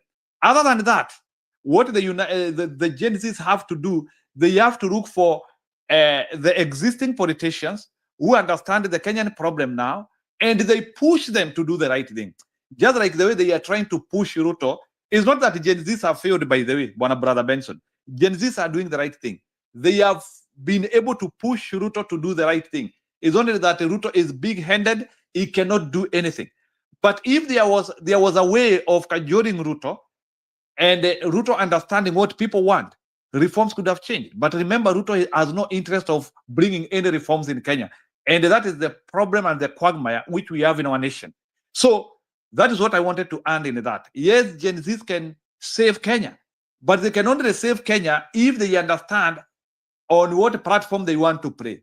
If they want to do it by themselves, yes, they can. But the rules of the game have to be about character. And some of the people they will be bringing to us, they are people who want to do the right thing and they want to change Kenya. Yes, they can also impose changes to the united opposition through written documentation and through imposing life-changing projects. That is what you do. These things have happened. I saw like last year when Donald Trump was doing campaign, there was a movement of young people which was trying like to put a platform to put some of the issues they would want him to do. Because sometimes you might not be having power to institute changes, but you have power to force another person to institute changes. Brother Benzo, that is what happened. Wewe unaweza kuwa una nguvu ya kufanya kitu wewe mwenyewe, lakini you can go to somebody and you push him to institutionalize those changes. And we have seen Gen Zs have been able to play a very good role on that. Our future Gen Zs or our future young people will come and get power. But now, because we can see Mr. William Ruto has taken power, he has consolidated power, he is even wanting to use gimmicks of stealing the election. It is not safe for Gen Zs to be alone with all these punitive actions like abduction and so many things the government have been doing. Now, the calling which should be there is all of us to unite. We unite both Gen Zs and unite the united opposition and any person who is opposing Ruto. And we come out with a framework and a mutual understanding of how we will collaborate hapo mbele with an hope that we will be able to bring our members together and we oster Mr. Ruto out. Other than that, we are joking with actually not benefiting from this revolution which is already happening in Kenya. Lastly, Brother Benson, and something I wanted to confirm here.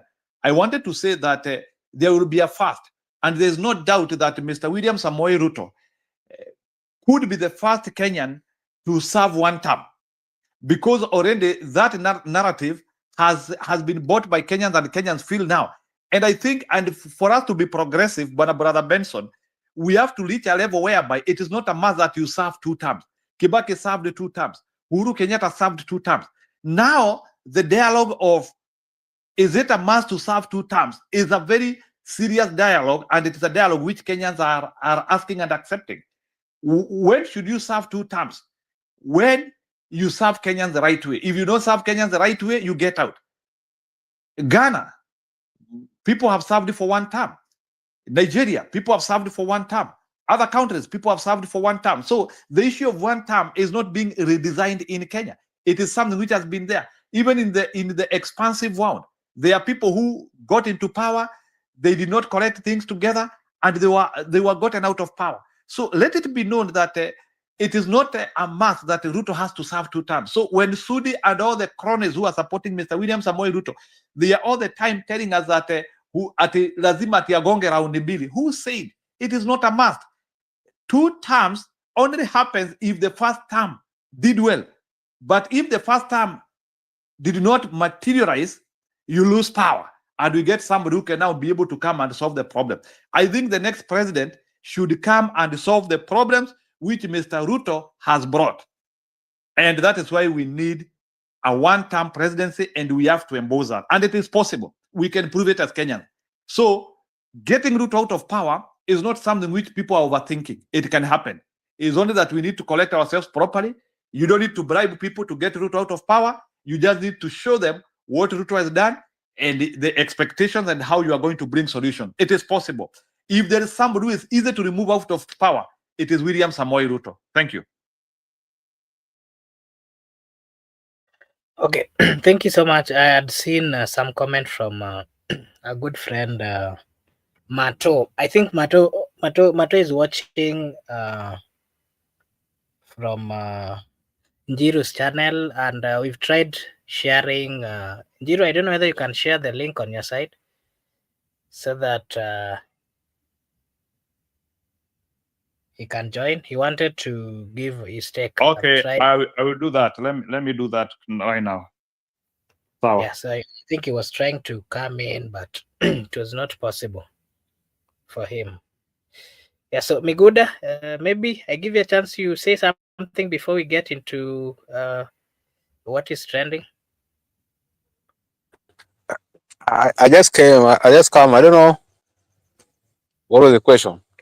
Okay, there's something. Yeah, there's something that I also wanted us to have a look at. Is Ruben Kagame. You remember Ruben Kagame? He was at some point he wanted to become to run for presidency, and this time around he's seeking permission to sue government officials. Kagame wants private permission to sue government officials, including the police brutality. He wants to sue the CS, Murkomen, IG Kanja, among officials. Those are the officials being targeted. Kagame is also he also targets DCI director and NIS boss and also the AG. Miguda, what do you have to say about this? Remember, these are things that we've always heard of, especially people going for demonstration and they're being killed. And you remember what happened in 2007 because of the political challenges that we had in the country. So many people died.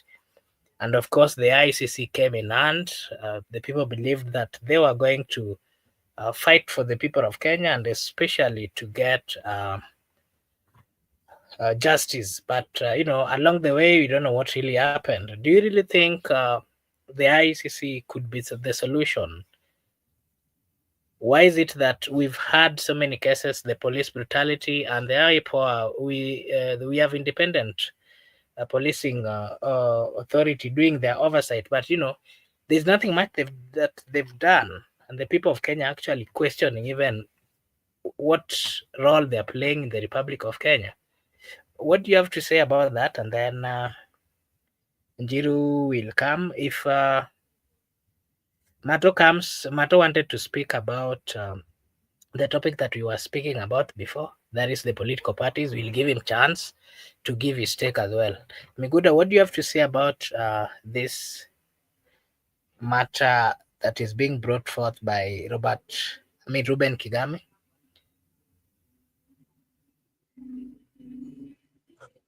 I think it is a good thing being brought by that Kagame, because you understand that most of our institutions, like you have talked about the DCI and the IPOA and the NIS, you have seen the way they misconducted themselves concerning the death of one Albert Ojwang, because the power is the art of oversight, which ought to have been oversight in the police.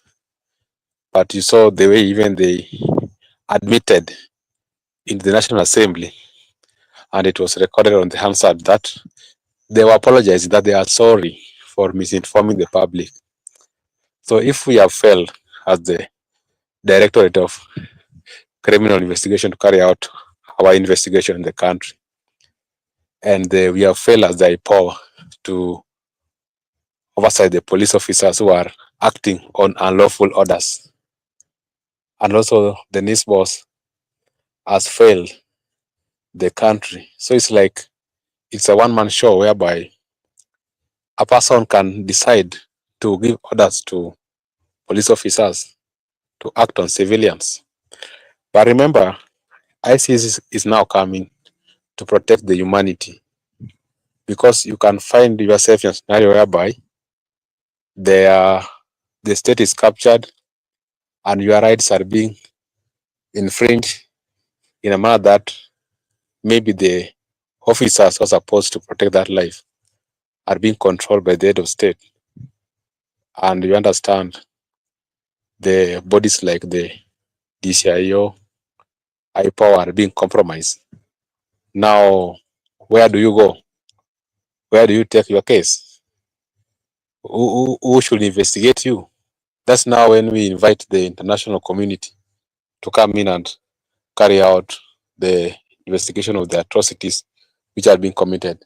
So to me, I support the idea anytime, any day, any moment, because I know it is good to protect the humanity. You can find sometimes states can get in to violate the rights of the people, or a certain people can gang up themselves to ensure that people are being killed mercilessly. People are being killed by police officers.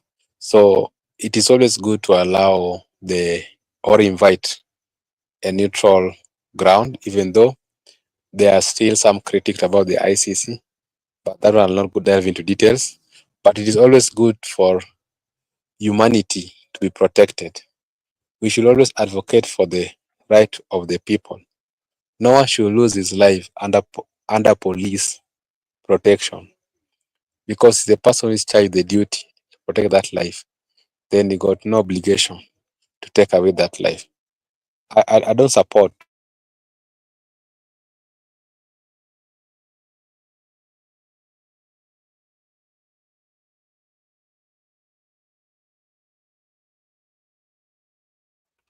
Miguda, are you there?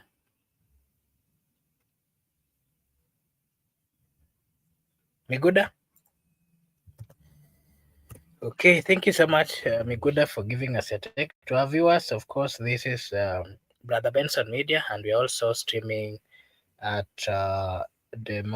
Kenyan Democracy. If you're watching either of the channels, kindly like and subscribe. And if you also interested in giving your views, you can just click. I've shared a link at the comment section. You can just click and and join the studio so that you also give us your take, because what we are speaking about here are matters which are affecting our country, and we are just trying to give our views, of course, that are geared towards the betterment of our country. We are not in any way aligned to any political party. We are simply trying to give our views to ensure that what we talk about is something that is going to change lives in the Republic of Kenya. Allow me to read a comment here. Musioka here is saying, number one enemies of Kenya is Moi, Kenyatta, Uhuru conspired to impeach Soko with Raila. None could do it alone to loot Nairobi. Okay. That is Musioka's take. Allow me to read some few here. Eric Ayaga, Eric is saying Eric here is saying that the welcome Gashagwa will receive from US air trip. A student of history will tell you about Matiba Kenneth. And that's how Moi won in 1992. History is repeating itself. He's also saying that, Giuseppe is saying, the Nairobian, I will love to agree with you. Everything you said has happened. Are you in a job? Yeah. So there are so many people having their views. If you are watching for the first time, kindly share the link. You can as well just click the link and it will direct you to the studio. You can come and give us your take. Eric is saying, I'm just a poor Kenya who thinks outside the box. Okay, Miguda, you are saying something? Yeah, I'm sorry for that. I was saying something. I was saying that any day, anytime, we welcome the international body purposely to assist the people to ensure that their rights are not violated, their rights should be protected, and their freedom should be protected as well. That is why when you find out that people are actually advancing to that area, we should encourage them to do so. We should support them, because if at all it can bring sanity to our state, that is the way to go. And the people also must live knowing very well that it is not limited to the Kenyan context. You can as well advance internationally to ensure that the humanity in general is fully protected. Like we understand the right to life is a core right, and no one should be subjected to death in a manner that, because no one can get life back. If you commit any crime, there is a procedure whereby you should be arrested, then arraigned into court within 24 hours before a magistrate or before a judge, so that you can be charged with the crime which you have committed. And the presumption of innocence until proven guilty is a principle that is enshrined in our constitution, that each and every person is presumed innocent until proven guilty. But we understand that the only avenue to be proven guilty is the court of law. We don't prove people guilty on the roadside. We don't prove people guilty on the protest. That if you see a protester, you have already proven that is guilty, then you shoot. Until that process is concluded conclusively, that's when you can say so and so has been found guilty. And you understand that it is not even your duty to prove whether you are innocent or not. It is up to the prosecutor to prove to court that you are indeed guilty. So we should be very, very careful when we are dealing with the humanity. Humanity should not be killed just like a rat, to me, Makubura. Back to you. Okay, thank you. Miguda, I know you're coming from the Lake region, and you know there has been a serious issue with an island called Migingo, where so many Kenyans have been arrested. Some of them have been, they've underwent a lot of torture in Uganda, because the Ugandan authorities have always stood their ground that Migingo is in Uganda. You know, this is something that has brought a lot of problems between the two countries, and it has even brought death in that, in that particular island. The president of Uganda is in the country, and you know, among the many things that they are talking about, improving the economy, business, trade, and all those things, they did talk about Migingo, and they're saying that they're proposing to have a joint fishing license that would be used. And they're also saying that the issues of harassment and all those things will stop. Remember during sometimes 2007, Raila was in his campaign. He did mention something about Migingo, and he said that Migingo was a Kenyan island, and that it belonged to the government of, the people of Kenya. And he even promised that once, suppose he was elected as the president, he would bring back Migingo. And there were so many songs and so many things that were said about Migingo. What is your take on this move, Mr. Meguda? Do you think this is the right procedure of dealing with the consistent differences that the Kenyan people and the Ugandan people have had in that particular island? Meguda? You said that I'm coming from the Lake region. I'm coming from Kenya. I'm coming from Nanyuki. I'm coming from Baringo. I'm coming from Nanyuki, like Kipia. Not that is where I'm coming from. I told you that it is a good step to have two head of state coming together to resolve the issue, because it is an historical issue. I remember a long time ago when we were in primary. Our days used to be primary. We used to hear history about Migingo, and I think there's a space whereby there is a lot of fish. So that is how it has been occupied by the Kenyan people. But even from the name itself, Migingo, that is, I think it is a Suba name. So it's in Kenya. That island is in Kenya, and even the residents are in Kenya, because you understand there are several islands along that region. We have like Migingo, Sena, Ringiti, Takawiri, Mfangano, Rosinga. From the names, tell you that they are not the Ugandan's name. And I think it was also being, there's a time whereby if Museveni, because Museveni has been there for a long time, when Raila was campaigning to be president, that issue of Migingo usually arises, and Museveni is always against the people to occupy Migingo, knowing that the Suba are assimilated into Luo, so the Luo Basuba. But now when Raila is working with President Ruto, Museveni now want to resolve it, to have a joint agreement. So I don't think, is it political castigated that whenever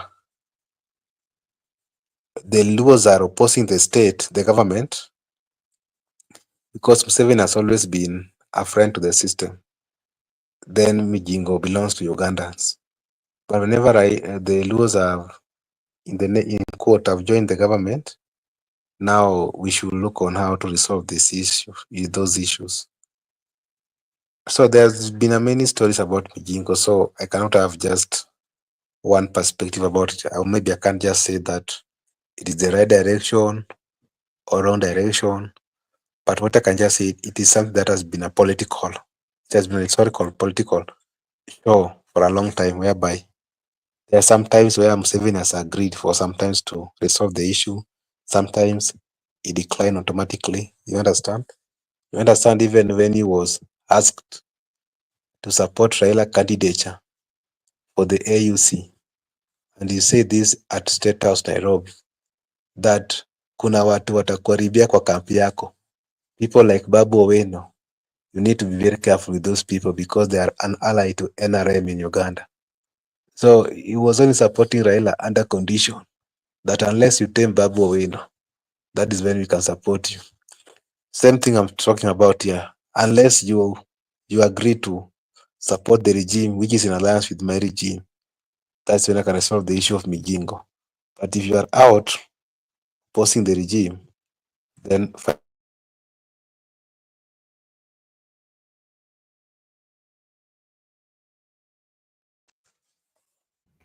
Miguda, are you there? Yeah, I'm here. You finished? You, I think you understand. Ayagas put it very clearly, because even if you understand the history, it is not clear, because there's been many stories about Mijingo, you understand, but in the real context, it belongs to the Luo, so it is their highland. So I don't know what is it that has been. They will tell you that you don't understand. That's how they respond to people. And let me say one thing. He said that he's gonna teach us about nationalism. That young people should not protest, young people should not demonstrate, young people should not be political, should not be active in politics. He said that one because so that he will only teach us nationalism, whereby you should wake up in the morning, you work for your country, but don't engage into politics. The question we are asking, by the time they were engaging into politics, why could they work and avoid politics?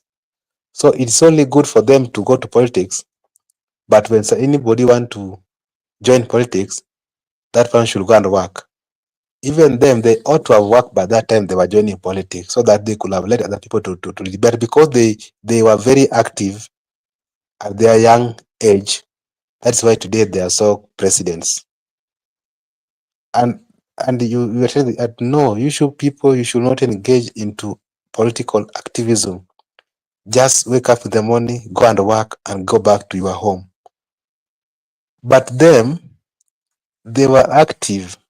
So it's like once we have been elected, it is only reserved for me and my family and my lineage. Any other person should not come close to power. That is not democracy. So you ought to have understand that we are a different state, whereby it's a democratic state here, whereby everybody is allowed to. Even right now, young people are in politics. So if you don't join politics, you just work. How are you going to, with even politics, some people are actively transform the society. So I think sometimes it's also good to allow the dismiss opinion to be heard, because whenever you are speaking, they tell you, oh, you are young, you don't know anything, don't have experience. You go and work, look for a job to do, leave alone politics. But them, at their prime age, they were very active in politics. No one chased them away. So I think they are unfair. They're very much unfair to the young people. And that is the sad reality. Back to you, Makobula. Okay, thank you. If Sakana here is asking, I can't understand what you guys are talking about. We were just giving our views on Migingo Island. It's an island that has always brought a lot of issues and problems between the two countries, whereby, whenever Kenyans are fishing in that island, they've been arrested by Ugandan authorities, and some of them have gone through difficult things in Uganda. They've been tortured. But it is being said that this particular island is in Kenya. So, it is something that has always brought a lot of confusion. And the last time the person who tried to solve it was Raila Amolo Odinga, but he promised to do so when he got to government. But it's something that has always been there.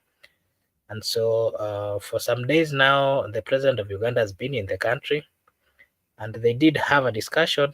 They're proposing to have a fishing license that would be used by the two countries while fishing in that particular highland. So that is what we were trying to give our views on. Maybe we could. There's also Kindiki. Also was in Meru. I mean, he was hosting youth from Meru, from Taraka. Over almost 1,500 youths from Tarakaniti and Meru, and he's urging them to continue supporting the president And he tells them that Kenya Kwanza is a listening government. There was also another group of Kenya Kwanza allies from Kisii and Nyamira who are also doing the same, reminding the people of Kisii that the only person who can solve their problems is one, the President William Samoei Ruto, and for that reason, they are not supposed to get into any other arrangement. They are not supposed to support anybody who's coming and saying they want to go for presidency. Yeah, so that is something that is also trending, Mr. Miguda. And then something else that I want you to clarify before you come in is the court. The court, of course, did clear that Kindiki is duly in office. High Court of the Republic of Kenya declares Kithure Kindiki is legally in office, and Gachagua lost the bid to have the three-bench recuse itself. I don't know if you remember the three-bench. That is the one that had his case before he was thrown out. And, he had requested that they be excused from listening and, continuing with the same case. And so the court declared that Kindiki is legally in office. And, Gachagua is also demanding for full compensation for being removed from office. But there are some people are saying that all these applications have been overtaken by events. They are not going to go anywhere. Miguda, what is your take on those two issues? The first issue, what that is democracy. That is the democratic right. We cannot force everybody to be one term. People, that's what we call democratic space, whereby you allow everybody to support whichever camp they want. So if you're a one term, just be a one term and mobilize your people. If you're a two term, be a two term and mobilize your people. But you can't say that those people have done something wrong, that they have committed a crime by meeting Kindiki or whatever. No, because maybe they believe in Kindiki. Not that everybody don't believe in Kindiki. And if not everybody don't believe in Ruto, that those people believe in him. Remember, he was elected previously by the people.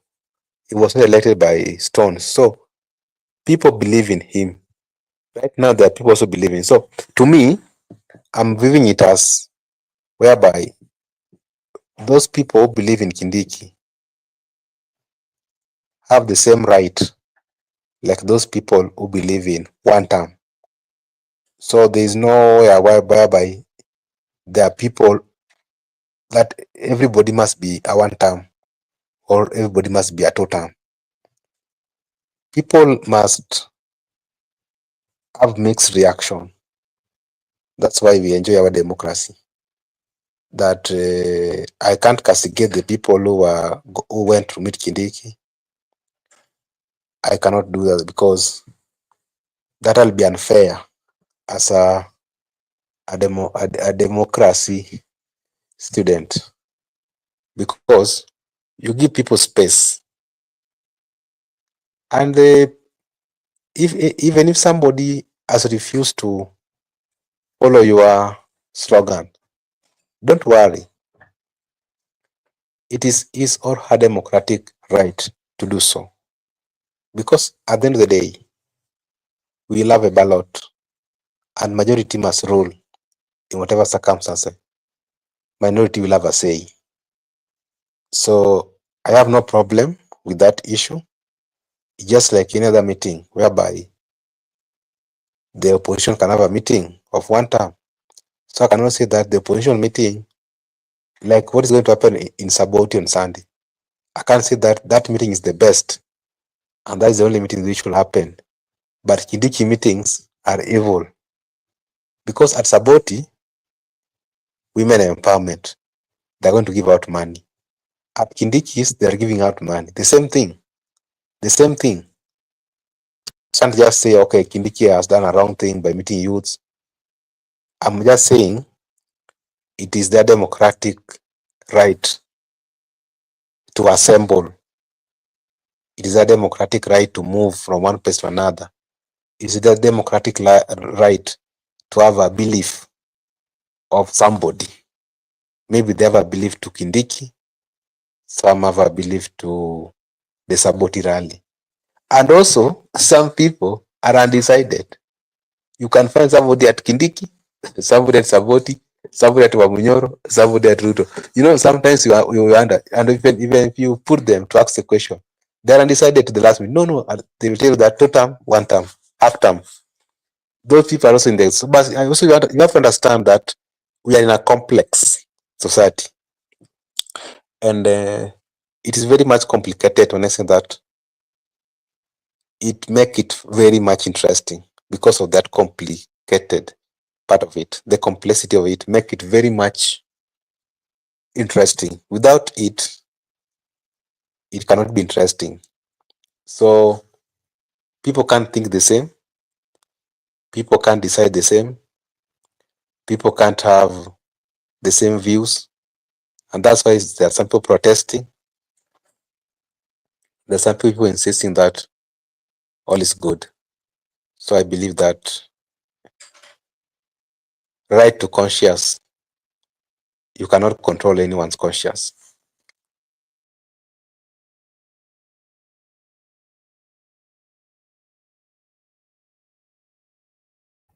Okay, thank you so much, Miguda. To our viewers, this is Brother Benson Media, and we're also streaming in Kenyan Democracy. If you're watching either of the channels, kindly just like and subscribe. If you like or you subscribe, it is a way of supporting us, and we will really appreciate. If you're also out there and you want to give your opinion, I've shared a link at the comment section. You can just click the link and it will direct you to the studio, and possibly you can also give us your take on what you think about the discussion that we are having.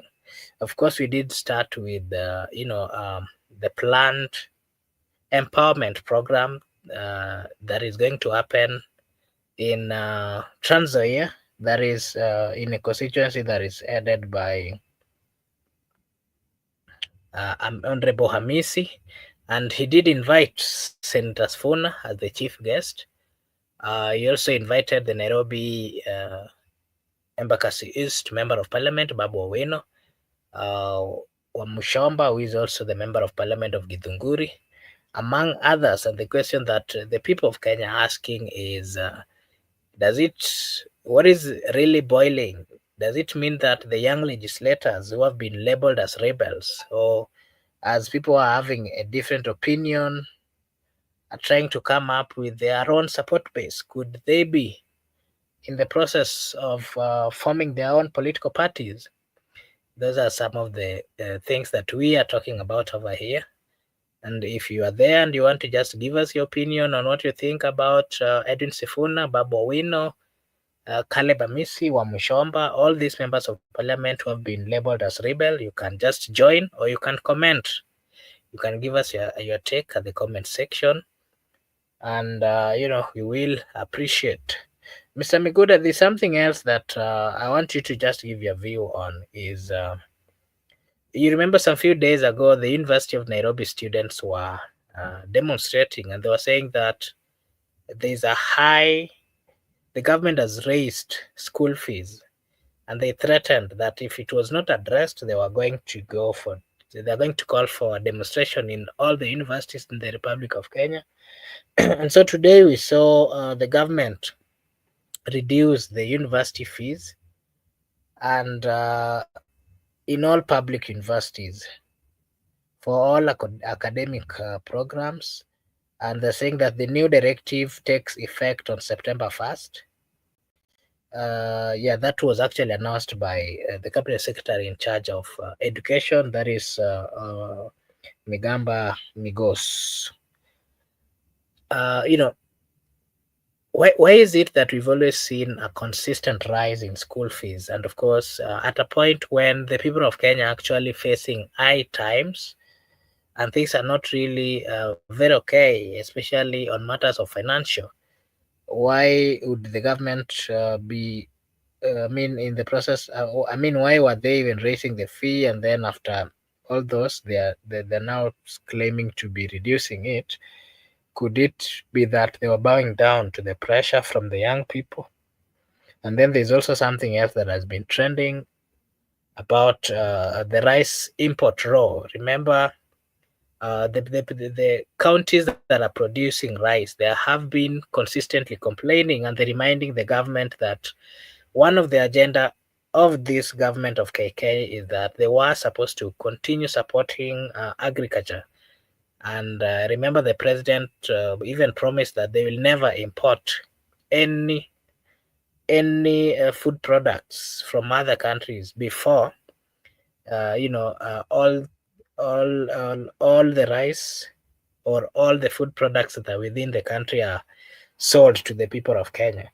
And the same conversation was had, of course, by the government. Even members of leaders within the Kenya Kwanza government are also opposing that move. They are complaining, and they're saying that bringing almost 1,000 metric tons of rice to a country when the country has what we call, according to the statement, enough, it is not good. The same comments we also saw today.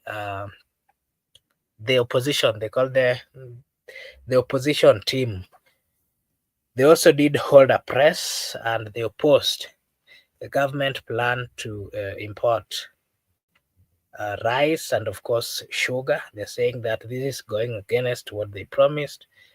And they're also saying that all these are aimed at stealing billions of shillings, that there is no transparency in it. They're also saying that the farmers are suffering because of lack of market. But instead of government listening to them, they are doing what you call imports. What is your take, Miguda?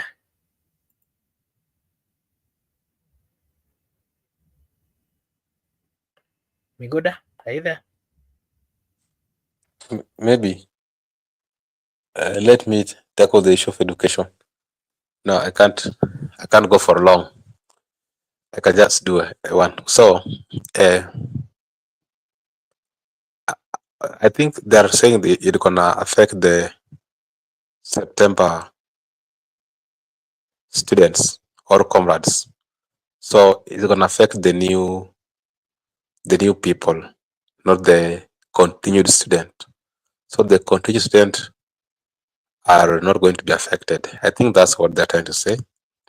So the current student or the continued student, the term in school, are not going to be affected. It's gonna only affect the new student. And even if it is gonna affect the new student, if the current student are the ones suffering to this extent, what about the ones who are coming? And you understand, most of the people who usually make it to public university, they are coming from quote unquote humble background. Some of them, their parents are unable to have 3 meals in a day. Some of them, their parents are doing border.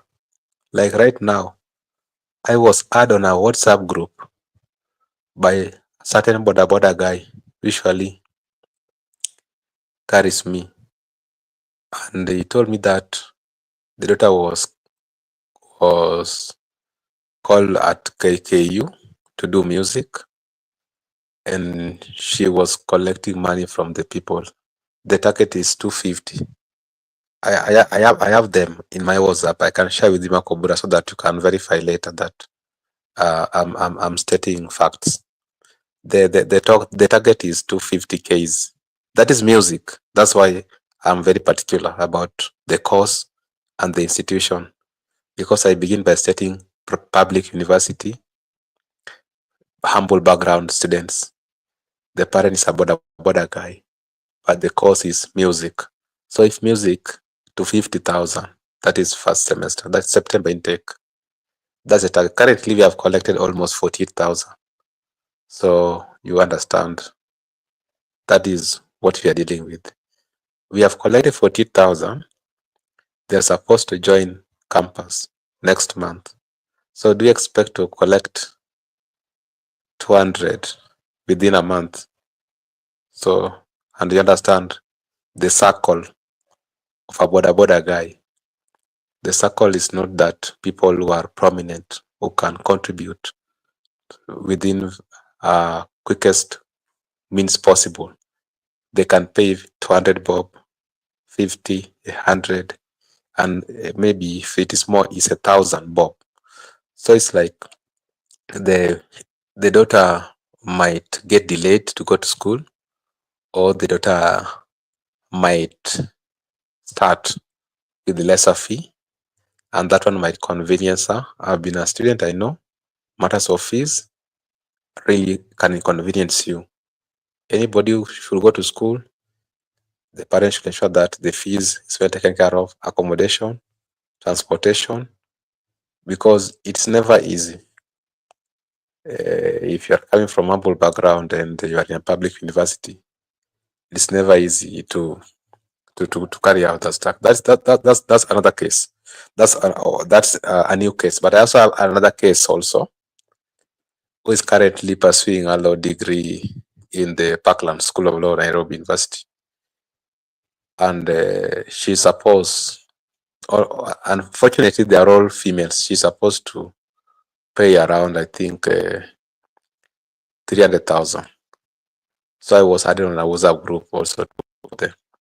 So it's not easy, and I think sometimes they should do sampling, or they should try to reach people and find out the way Equity Foundation used to do. Equity Foundation used to come to the village. They do their own assessment, the background of the child. They look at the parents, what the parents are doing, the occupation, and then they settle. Because you can be a bright student, but actually your parents can able to educate you up to advanced level. So the Equity Foundation will not pick you. They rather go for that person who is unable.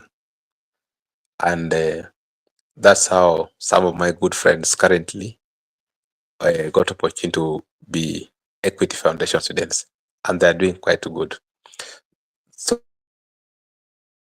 to subject the current parents, current parents are us, the Gen Z and the millennials.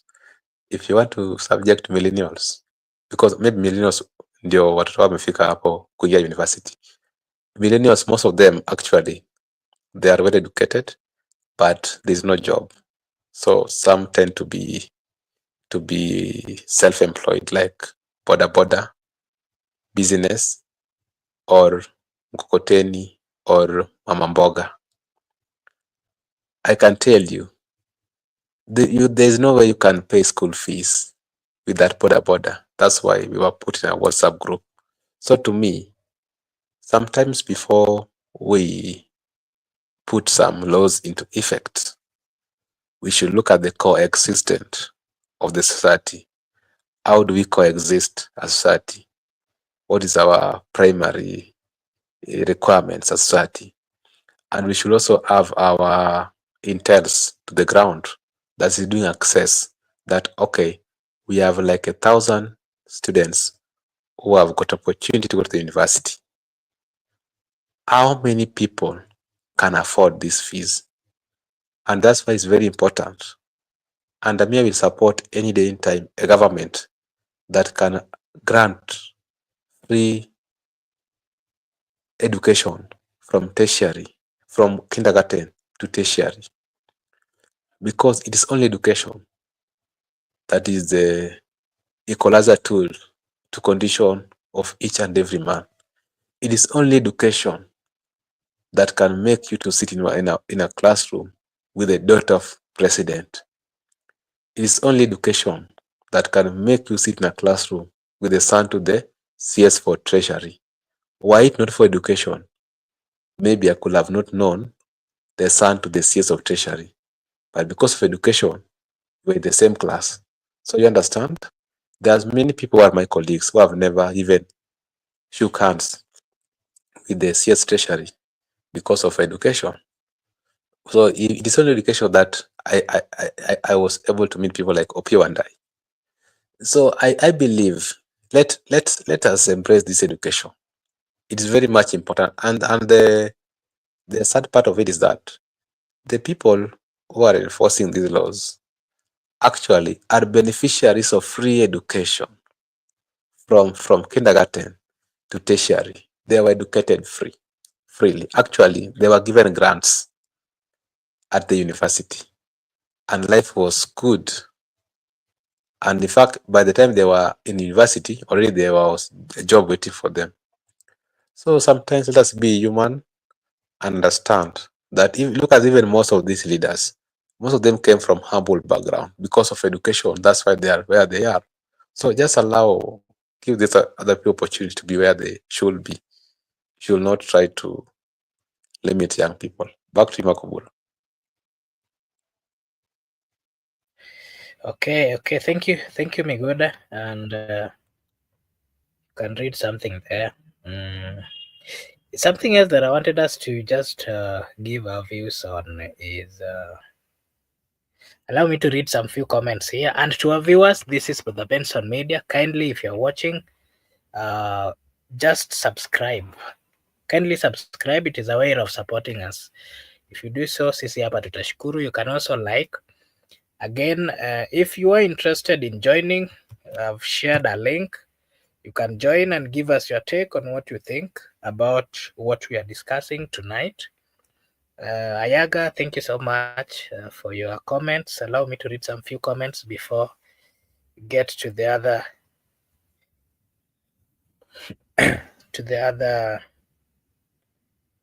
discussion. Is the only reason Ruto will be elected. Anyway, I'm drunk and alcohol is speaking. But Ayaga, I wanted you. I don't know if you have time to just join and tell us something about. I don't know whether you saw the proposals by Nakada. Nakada is trying to. They're increasing the age from 18 to 21. Those who can be allowed to take alcohol. They are barring alcohol sale from supermarkets. From petrol station, so many places. They're even barring them. The first comment, I mean, the first message that they brought forth, they're barring all these alcohol companies even from supporting talents, supporting football clubs as well. I don't know if you can come and just give us your few take on that, Eric, because I've seen you've talked about something here that. And our good friend Gypsy Icona is also reminding you that you come with a bottle of water. When you can come and give us your take on that particular matter. Yeah, and Miguda, by the way, you can also you will give your take on that because I saw them giving a different view. They're saying all those are proposals that they are not yet in operation. So it's something that the people of Kenya can have a discussion about and give their take. I'll give you a chance, Mikuda, to tell us if what you say about their proposals. But not forgetting the issue of by-elections in Kasipul is one that is coming out to be something else.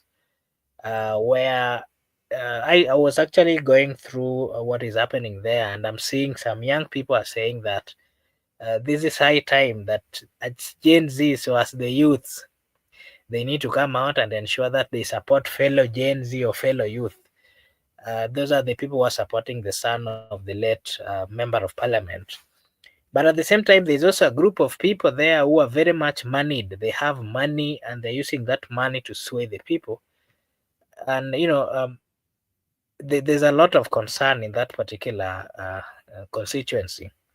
I'll give you a chance to give us your take, Miguda. If you think this, I mean, supporting this gentleman as a youth or as a Gen Z is a way of showing something to fellow youth, or someone should be elected on merit and what they're able to give. Because I was seeing people saying that it is high time that they should, um, I mean, the young people should stand with this gentleman, this young boy. You can give us your take on that. But again, in Malava, you remember the member of parliament of Malava is also, I mean, we're also supposed to have a by-election in Malava. And there's a big contest between the UDA, the DAP Kenya, and the DCP. You remember Senator Malala is the deputy party leader. And he's saying that them in the opposition, together with the DAP, they are telling DAP to, to remove their candidate, and that they remove their candidate so that the DCP is the one that should then sponsor candidate in that particular constituency. What does that tell you, Migoda? And then maybe I'll give Benson a chance. I don't know, Benson, sijui nikupe kwanza, uko na raka ama Migoda can go first. Okay, what were you asking, please, sir? The by-election that is supposed to happen in Malava, where the DCP is saying that the DAPK should not field their candidate. And the question is rising that this is Western Kenya. It is us, the DAPK, who are supposed to be fielding. They're not supposed to come up. The DCP should not come up with a candidate. And already there is a fight in the opposition.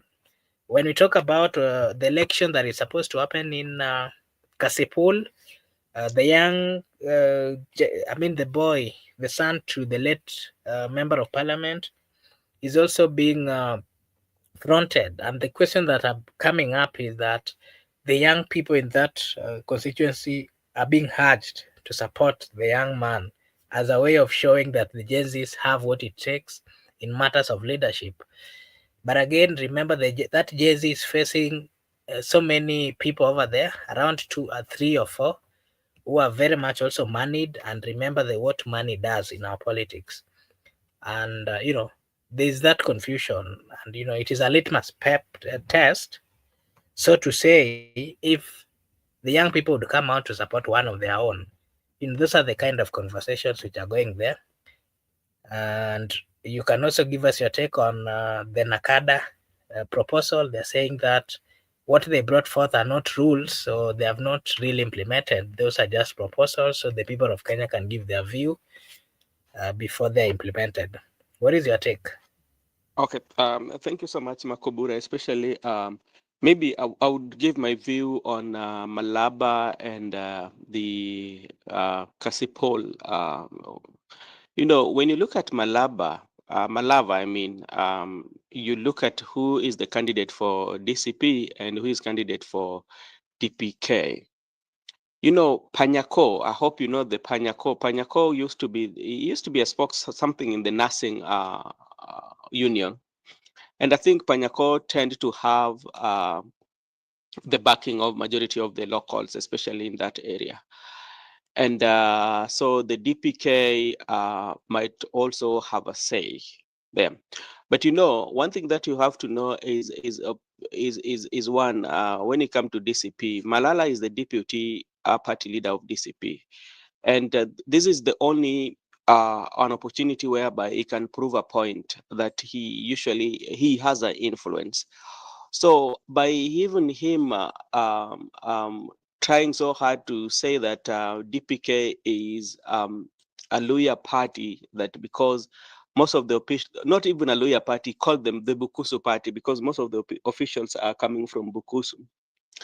That one makes me not to understand him, And if you look at DPK2, they're also trying to brand themselves as the Western Party Kenya, So that's where the problem is, and that one is going to weaken them, and that is what is going to make, especially the if they're not very careful, especially they will make the other parties to sell through, because that is like a kind of like a litmus test for all of them. When you come to the Kasipol is kind of like quite much tricky, because remember the youth, the Boyd Were, the son of the late member of parliament, has been confronted, and it seems to be the party's favorite. And we also have the Aroko Good Life. Aroko Good Life also is somebody coming from that area, and he knows the kind of politics that is in that area. You remember that area, it's the politics of that area has been sorry about politics that thrives on violence. So you look at it, and the young boy has a backing of the party, because remember, in the culture of in culture, especially when you lose your father, you should always take a back seat and take time to mourn. But remember, when the body of the father was being brought home at a certain market, the boy came and talked, and he addressed the mourners. But the way he addressed the mourners was a political tone. And immediately after burial, the Sunday that followed, the weekend that followed, he joined Gladys Wanga, especially in a church.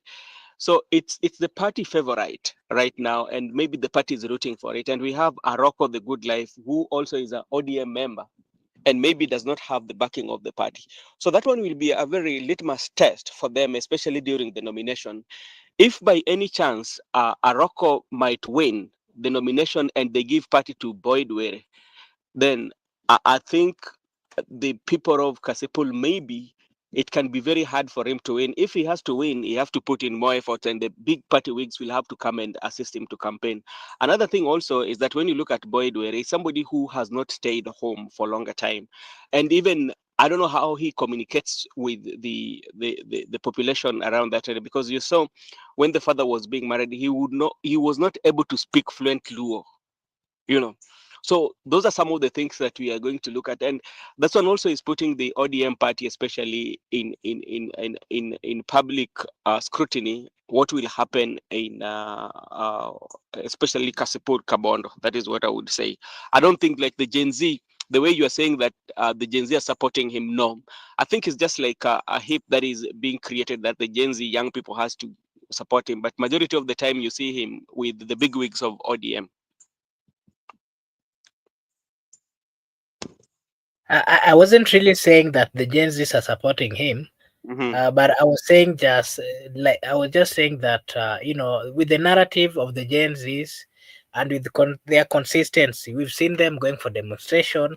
I was simply saying that could it be a test that now that a fellow Gen Z has been presented to them, would they come out to support him, or to maybe show that they are truly united, just like they've been saying? That is what I was saying. Okay, if you look at what is going to happen, And especially maybe something you can also give us your take on is it?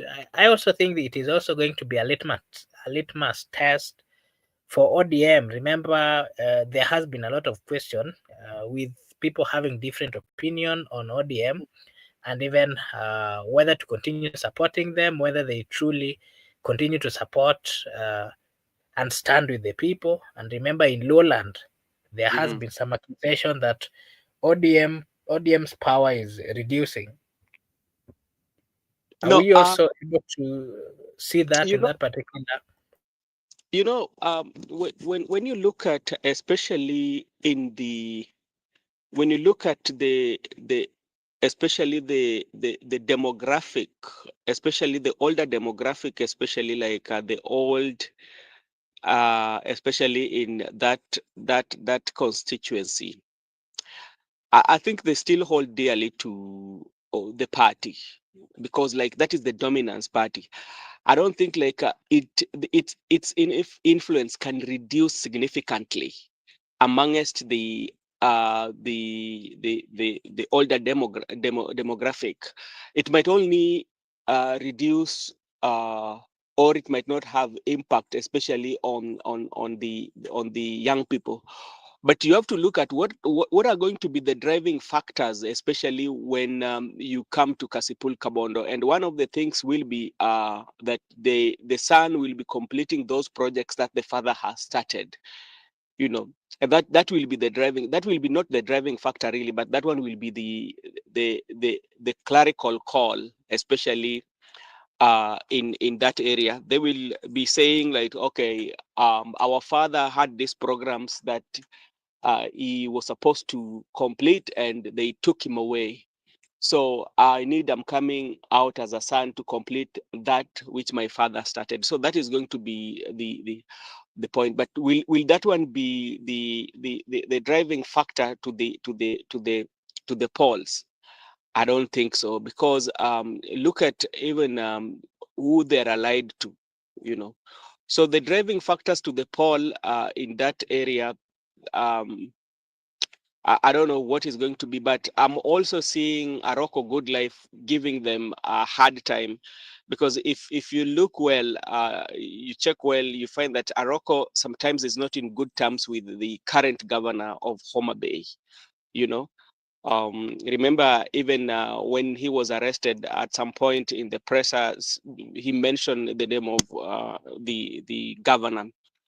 So it will be a party issue. The party will try their level best to bring in somebody who will always be very loyal to them. So the loyalty to the party will play a major role in Kasipul Kabondo. Okay, thank you. Miguda, what is your take on Nakada? What is your take on what is going on in Malava? The DCP, the DAPK, Seth Panyako. What is your take in what is going on in Kasipul? And allow me to read something here. Eric here is saying, I hope you have a story of the Greater Chuanyo, which is Kasipul, Kabondo Kasipul and Rachonyo sub-counties. Even Wanga might be one term. Let's just be careful. Miguda?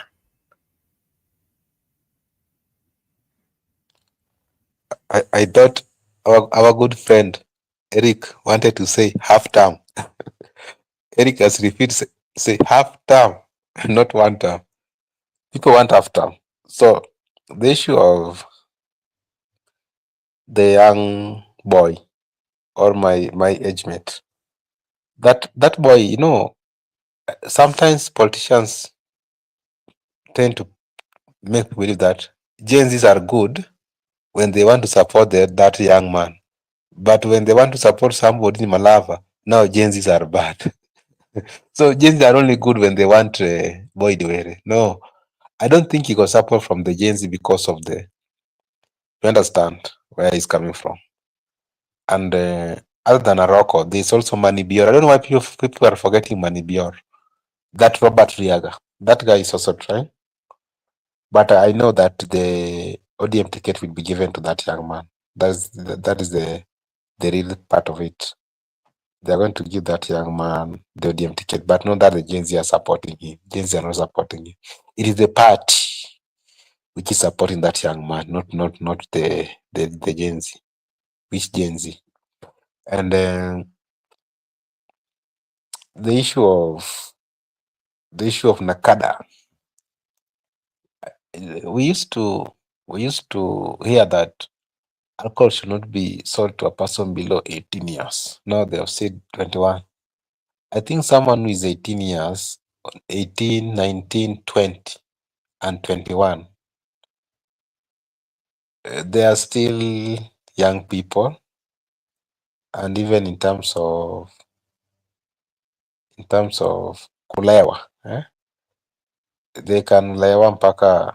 You have seen them, those people on the TikTok, those young lads who are in the ghetto. Some people, I think they are not that strong enough in terms of gauging. They're not strong enough like my good friend Eric Ayaga. That's what I mean. They're not strong enough like Eric. You know, Eric is strong. He can do a lot of tipsy. unlike 21 years. And I think that's what they're trying, because maybe based on their research, they found that the people who are 19, 20, 21, when they engage, they tend not to last long, unlike some good people who do those things. So I think that's why they are trying based on the research. And even if you look by yourself, when you are 19, 20, 21, sorry, there's a much difference between that time and today. So I believe that even in terms of gauge, there's could be a different part of it. What have you asked me about Panyako? Malava constituency, where there's a fight between the DCP party and the DAPK. Malala is saying that DAPK should leave Malava for the DCP to field a candidate. DAP is saying that DAP is a Western party and it has to field a candidate. And there is also a favorite of the people there called Seth Panyako, who is also contesting for that particular seat. What is your take on the fights between the two parties in the opposition?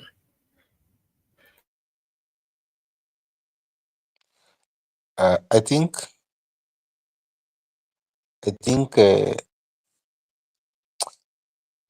to me, as for me, I would like to see it whereby there's no backing of, there's no kuachia mtu, kila mwanaume ang'ang'ane na mwanaume mwenzake hadi kwa debe, so the people will decide. Maybe they can have a consensus that but not yet. There's no structured opposition right now. They have not sat down and have a structure that DCP and DAP in opposition. What if things happen along the way and DAP goes back to Ruto or DCP goes back to Ruto? Then utaambia watu nini? So wacha tu watu wang'ang'ane tu hapo tu. The people will decide that best candidate and we'll have an MP for Malava. This issue of to let's have a consensus, but still now we don't have an opposition structured one that now DCP and the DAP are working together. They're just working together in a vacuum. There's no structured contract between the two parties. So they just allow each other to contest, and the people will decide. And as we believe the power of the people are the sovereign. The people are the one to make a decision, not consensus. Let us not have an MP of a consensus. Let have an MP selected by the people majority. That's when the people of Malava will have communicated. So I don't buy that idea of consensus. Let them just have election which is free, fair, transparent. Na kama wewe ni mwanaume unajisikia unaweza shinda, ingia kwa kiwanja. History ya kuogopa wenzako, unasema kuja nitolee huyu, wacha nitolee huyu, wacha kuchagua watu wengi hapo, upigane na hiyo kiti. Ukishindwa enda nyumbani, ukishinda enda bunge. I think that's how it should be. This issue of consensus, and there's no even opposition right now, so let them fight and the rightful person will emerge victor and we'll have an MP. I think that is my take. This issue I don't support the consensus. Okay, thank you. I don't know whether you had commented about Aaron Chariot's comments, where he was saying that Babu Owino wasn't born in Nairobi. He doesn't connect well with the people of Nairobi. He can't make a good governor. Those were some comments of Aaron Chariot, who is the senator of Kericho County. And I think, Eric, you can also give us your take on that. Aaron Chariot is saying that Babu was not born in Nairobi and so he cannot be a governor in Nairobi. He doesn't understand Nairobi. He does not connect well. Eric, you can give us your comment on the comment section. Migude, you can give that as I look for. There's something that one of our viewers was speaking about here that I want us to also look at before we end. Makubura, there's no debate there. Babu Owino was not born in Nairobi. Babu Owino is the current MP of Embakasi East in Nairobi. Arun Cheriot was born in Nairobi. Arun Cheriot is the senator for Kericho. So does it mean that the Nairobians can connect with villagers and villagers cannot connect with Nairobians? So that is politics. What is making them not to sleep is that young man is the next governor of Nairobi. Period.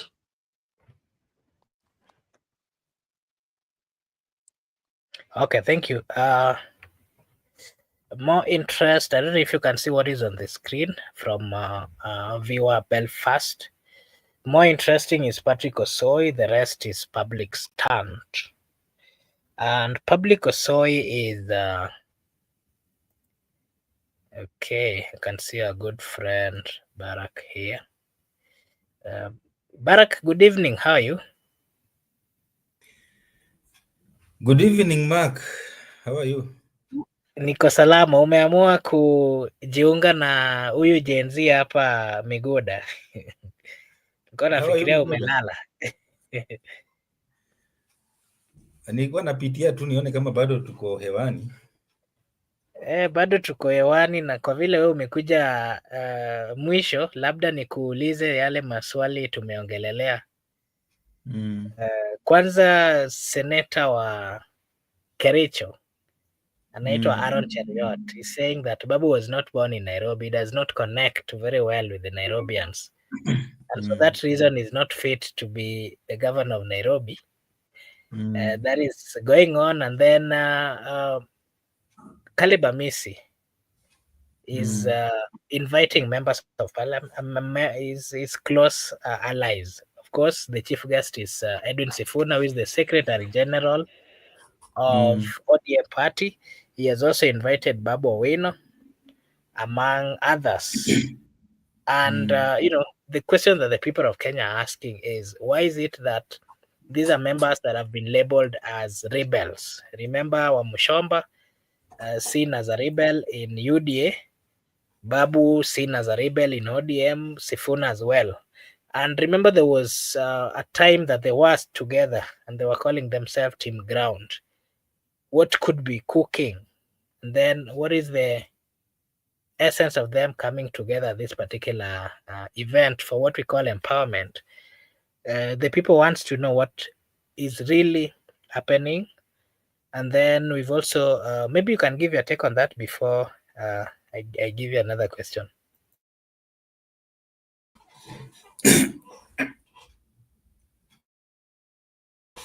Asante sana Bwana Mark, and hi Gypsy Corner and the other viewers on the comment section.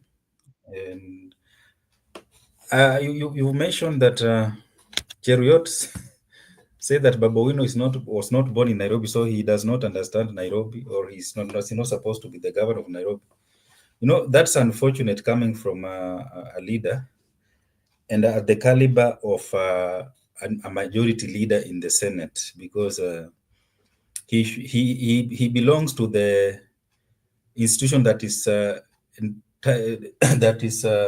mandated with the responsibility of making laws in this country, and therefore he understands that any Kenyan has a democratic right to vie for any seat anywhere within the republic.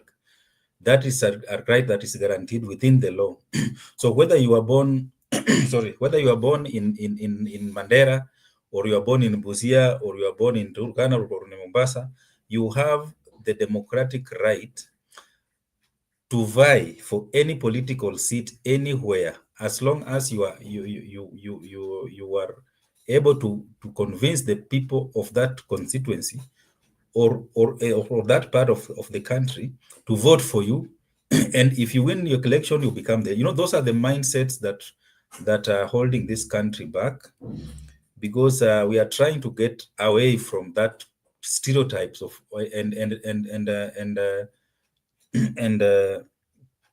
regionalization of our politics. That if you don't belong here, so you are not supposed to vie in this region. Because people live and people become community mobilizers, community champions, community change makers, and they make a name for themselves, and they become a darling of people of a specific region. And if we start saying that if you are not born here, you're not supposed to vote here, then who will be voting in Nairobi? Because I know even voters in Nairobi, most of them were not born in Nairobi. Even these members of parliament that we have in Nairobi. So if we start that kind of politics, I think we are heading to the right direction. And Harold Choriot should be called to order, because I think he is out of order. In terms of, as far as Sifuna and is concerned, and this about inaitwa nini kwa ground na mama mboga, I think that is the Caleb, yeah, this Caleb Amisi wa Mushomba, Babu Owino. Yeah, the event is called kwa ground na mama mboga, something like that. I think Yes, this yes, is and remember a good thing. Yeah. Yes, remember they had started something kitambo, ilikuwa inaitwa kusikiza. Wao ndio walianza hii mambo ya kutimia ground. Yeah. Unajua Gathoni wa Mushomba was the one to start rebelling from UDA from Mount Kenya, and I think in 2023, when 2023 finance bill, he's the only one who opposed finance bill of 2023, and I remember she was called the only man from UDA by those who are opposing the finance bill 2023. She was the only one who stood firm, and I remember Rigathi saying that inapingwa tu na mtu mmoja kutoka Kiambu, it is okay because it's a democracy, it's a democratic right. And I remember there's a day the president went to her region, to it's called Githunguri constituency, and she was sidelined, and he was there. So I think it's a good thing that we have a group of politicians who are trying to go against the norm, because the norm right now is economic empowerment, and this economic empowerment, I think this is just to counter that economic empowerment, and it's a good thing for them to mobilize and also come up with strategies to counter the norm, because sometimes when one narrative is left alone, people might not really see the other side. So if we have an alternative to what is happening, then Kenyans will be able to do what we call cost and benefit analysis, and see which outfit can really represent the wishes of the people, or the needs of the people, because we cannot be just following one narrative, economic empowerment. So we have, if our youthful leaders, youthful politicians who can come up and start advancing a different narrative, I think it's a good thing, because it's a democracy where if you are able to sell your idea to the public, and the public will be able to weigh in and see whose idea is the most ideal for their situation. So I think Caleb Amisi, Edwin Sifuna, Babu Owino, that's a good group, because number one, they are youthful. Number two, they are vibrant, and they are not afraid to air their opinion, even though sometimes it goes against the big men. Yeah. So once we have such people, I think it's a good thing, and even that is how the likes of Raila and Orengo and the likes of Kiraitu in 1992 they started as Young Turks, and that Young Turks are really yielded to some good leaders in this country who made a mark in the democratic space that we have. So they should be given a room for them to practice that, and even do more if possible, so that by the time we approach 2027, we'll be able to see if the agenda is really helpful to the country, as opposed to the agenda of economic empowerment. Okay, yeah. Thank you so much, Barak. Before I bring Mkenya Mkora, Barak, I just want to ask you something else. You give your take before I bring Mkenya Mkora, and he'll also give us his take. Mr. Barak, Kenya and Tanzania has been having some problems, diplomatic problems, and the president of Tanzania did issue a statement that wale ambao wanafanya biashara huko watatolewa, And mostly, of course, that is affecting the people of Kenya. And, the people of Kenya have been talking about it and they're asking why. And, some of them are saying that most of Tanzanians are also in Kenya doing businesses, even in the streets. Some are saying that hata wale ambao wanaombaomba within the street, majority are from that region. And so they're asking, why would the president make that kind of move? And remember, it's affecting so many people. But the question that is being asked here is, what could have prompted the president of Tanzania to make such comments? And something else is that Kenya Bro, and lakini Uganda. usilete sana, sina time, niko break. Baraka, I don't know if you can give me time, labda basi nimpe nafasi and then I come to you. It's okay. Okay. Sasa, Kenya Mkora, maybe that would be your question. Barak would come in immediately after. So you can give us your take on what is happening between Tanzania and Kenya. And there's also issue of Migingo that has been a problem. We saw the president of Uganda is also in the country, and they did make quite a number of bilateral agreements. And part of it was Migingo has been a problem between the two. We've seen Kenyans being arrested in that particular island. It is being said it is in Kenya. Uganda is also saying it is in Uganda. And so they have agreed to come up with a joint license that would solve that. And Mkenya Mkora, you've been following us. I know I think you did hear most of the things we were talking about. You can give us your general take before you leave. Yes, thank you so much. And I'm sorry, the fellow panelists. I'm sorry. Now, nowadays, Salimia, Brother Benson, say hi to him.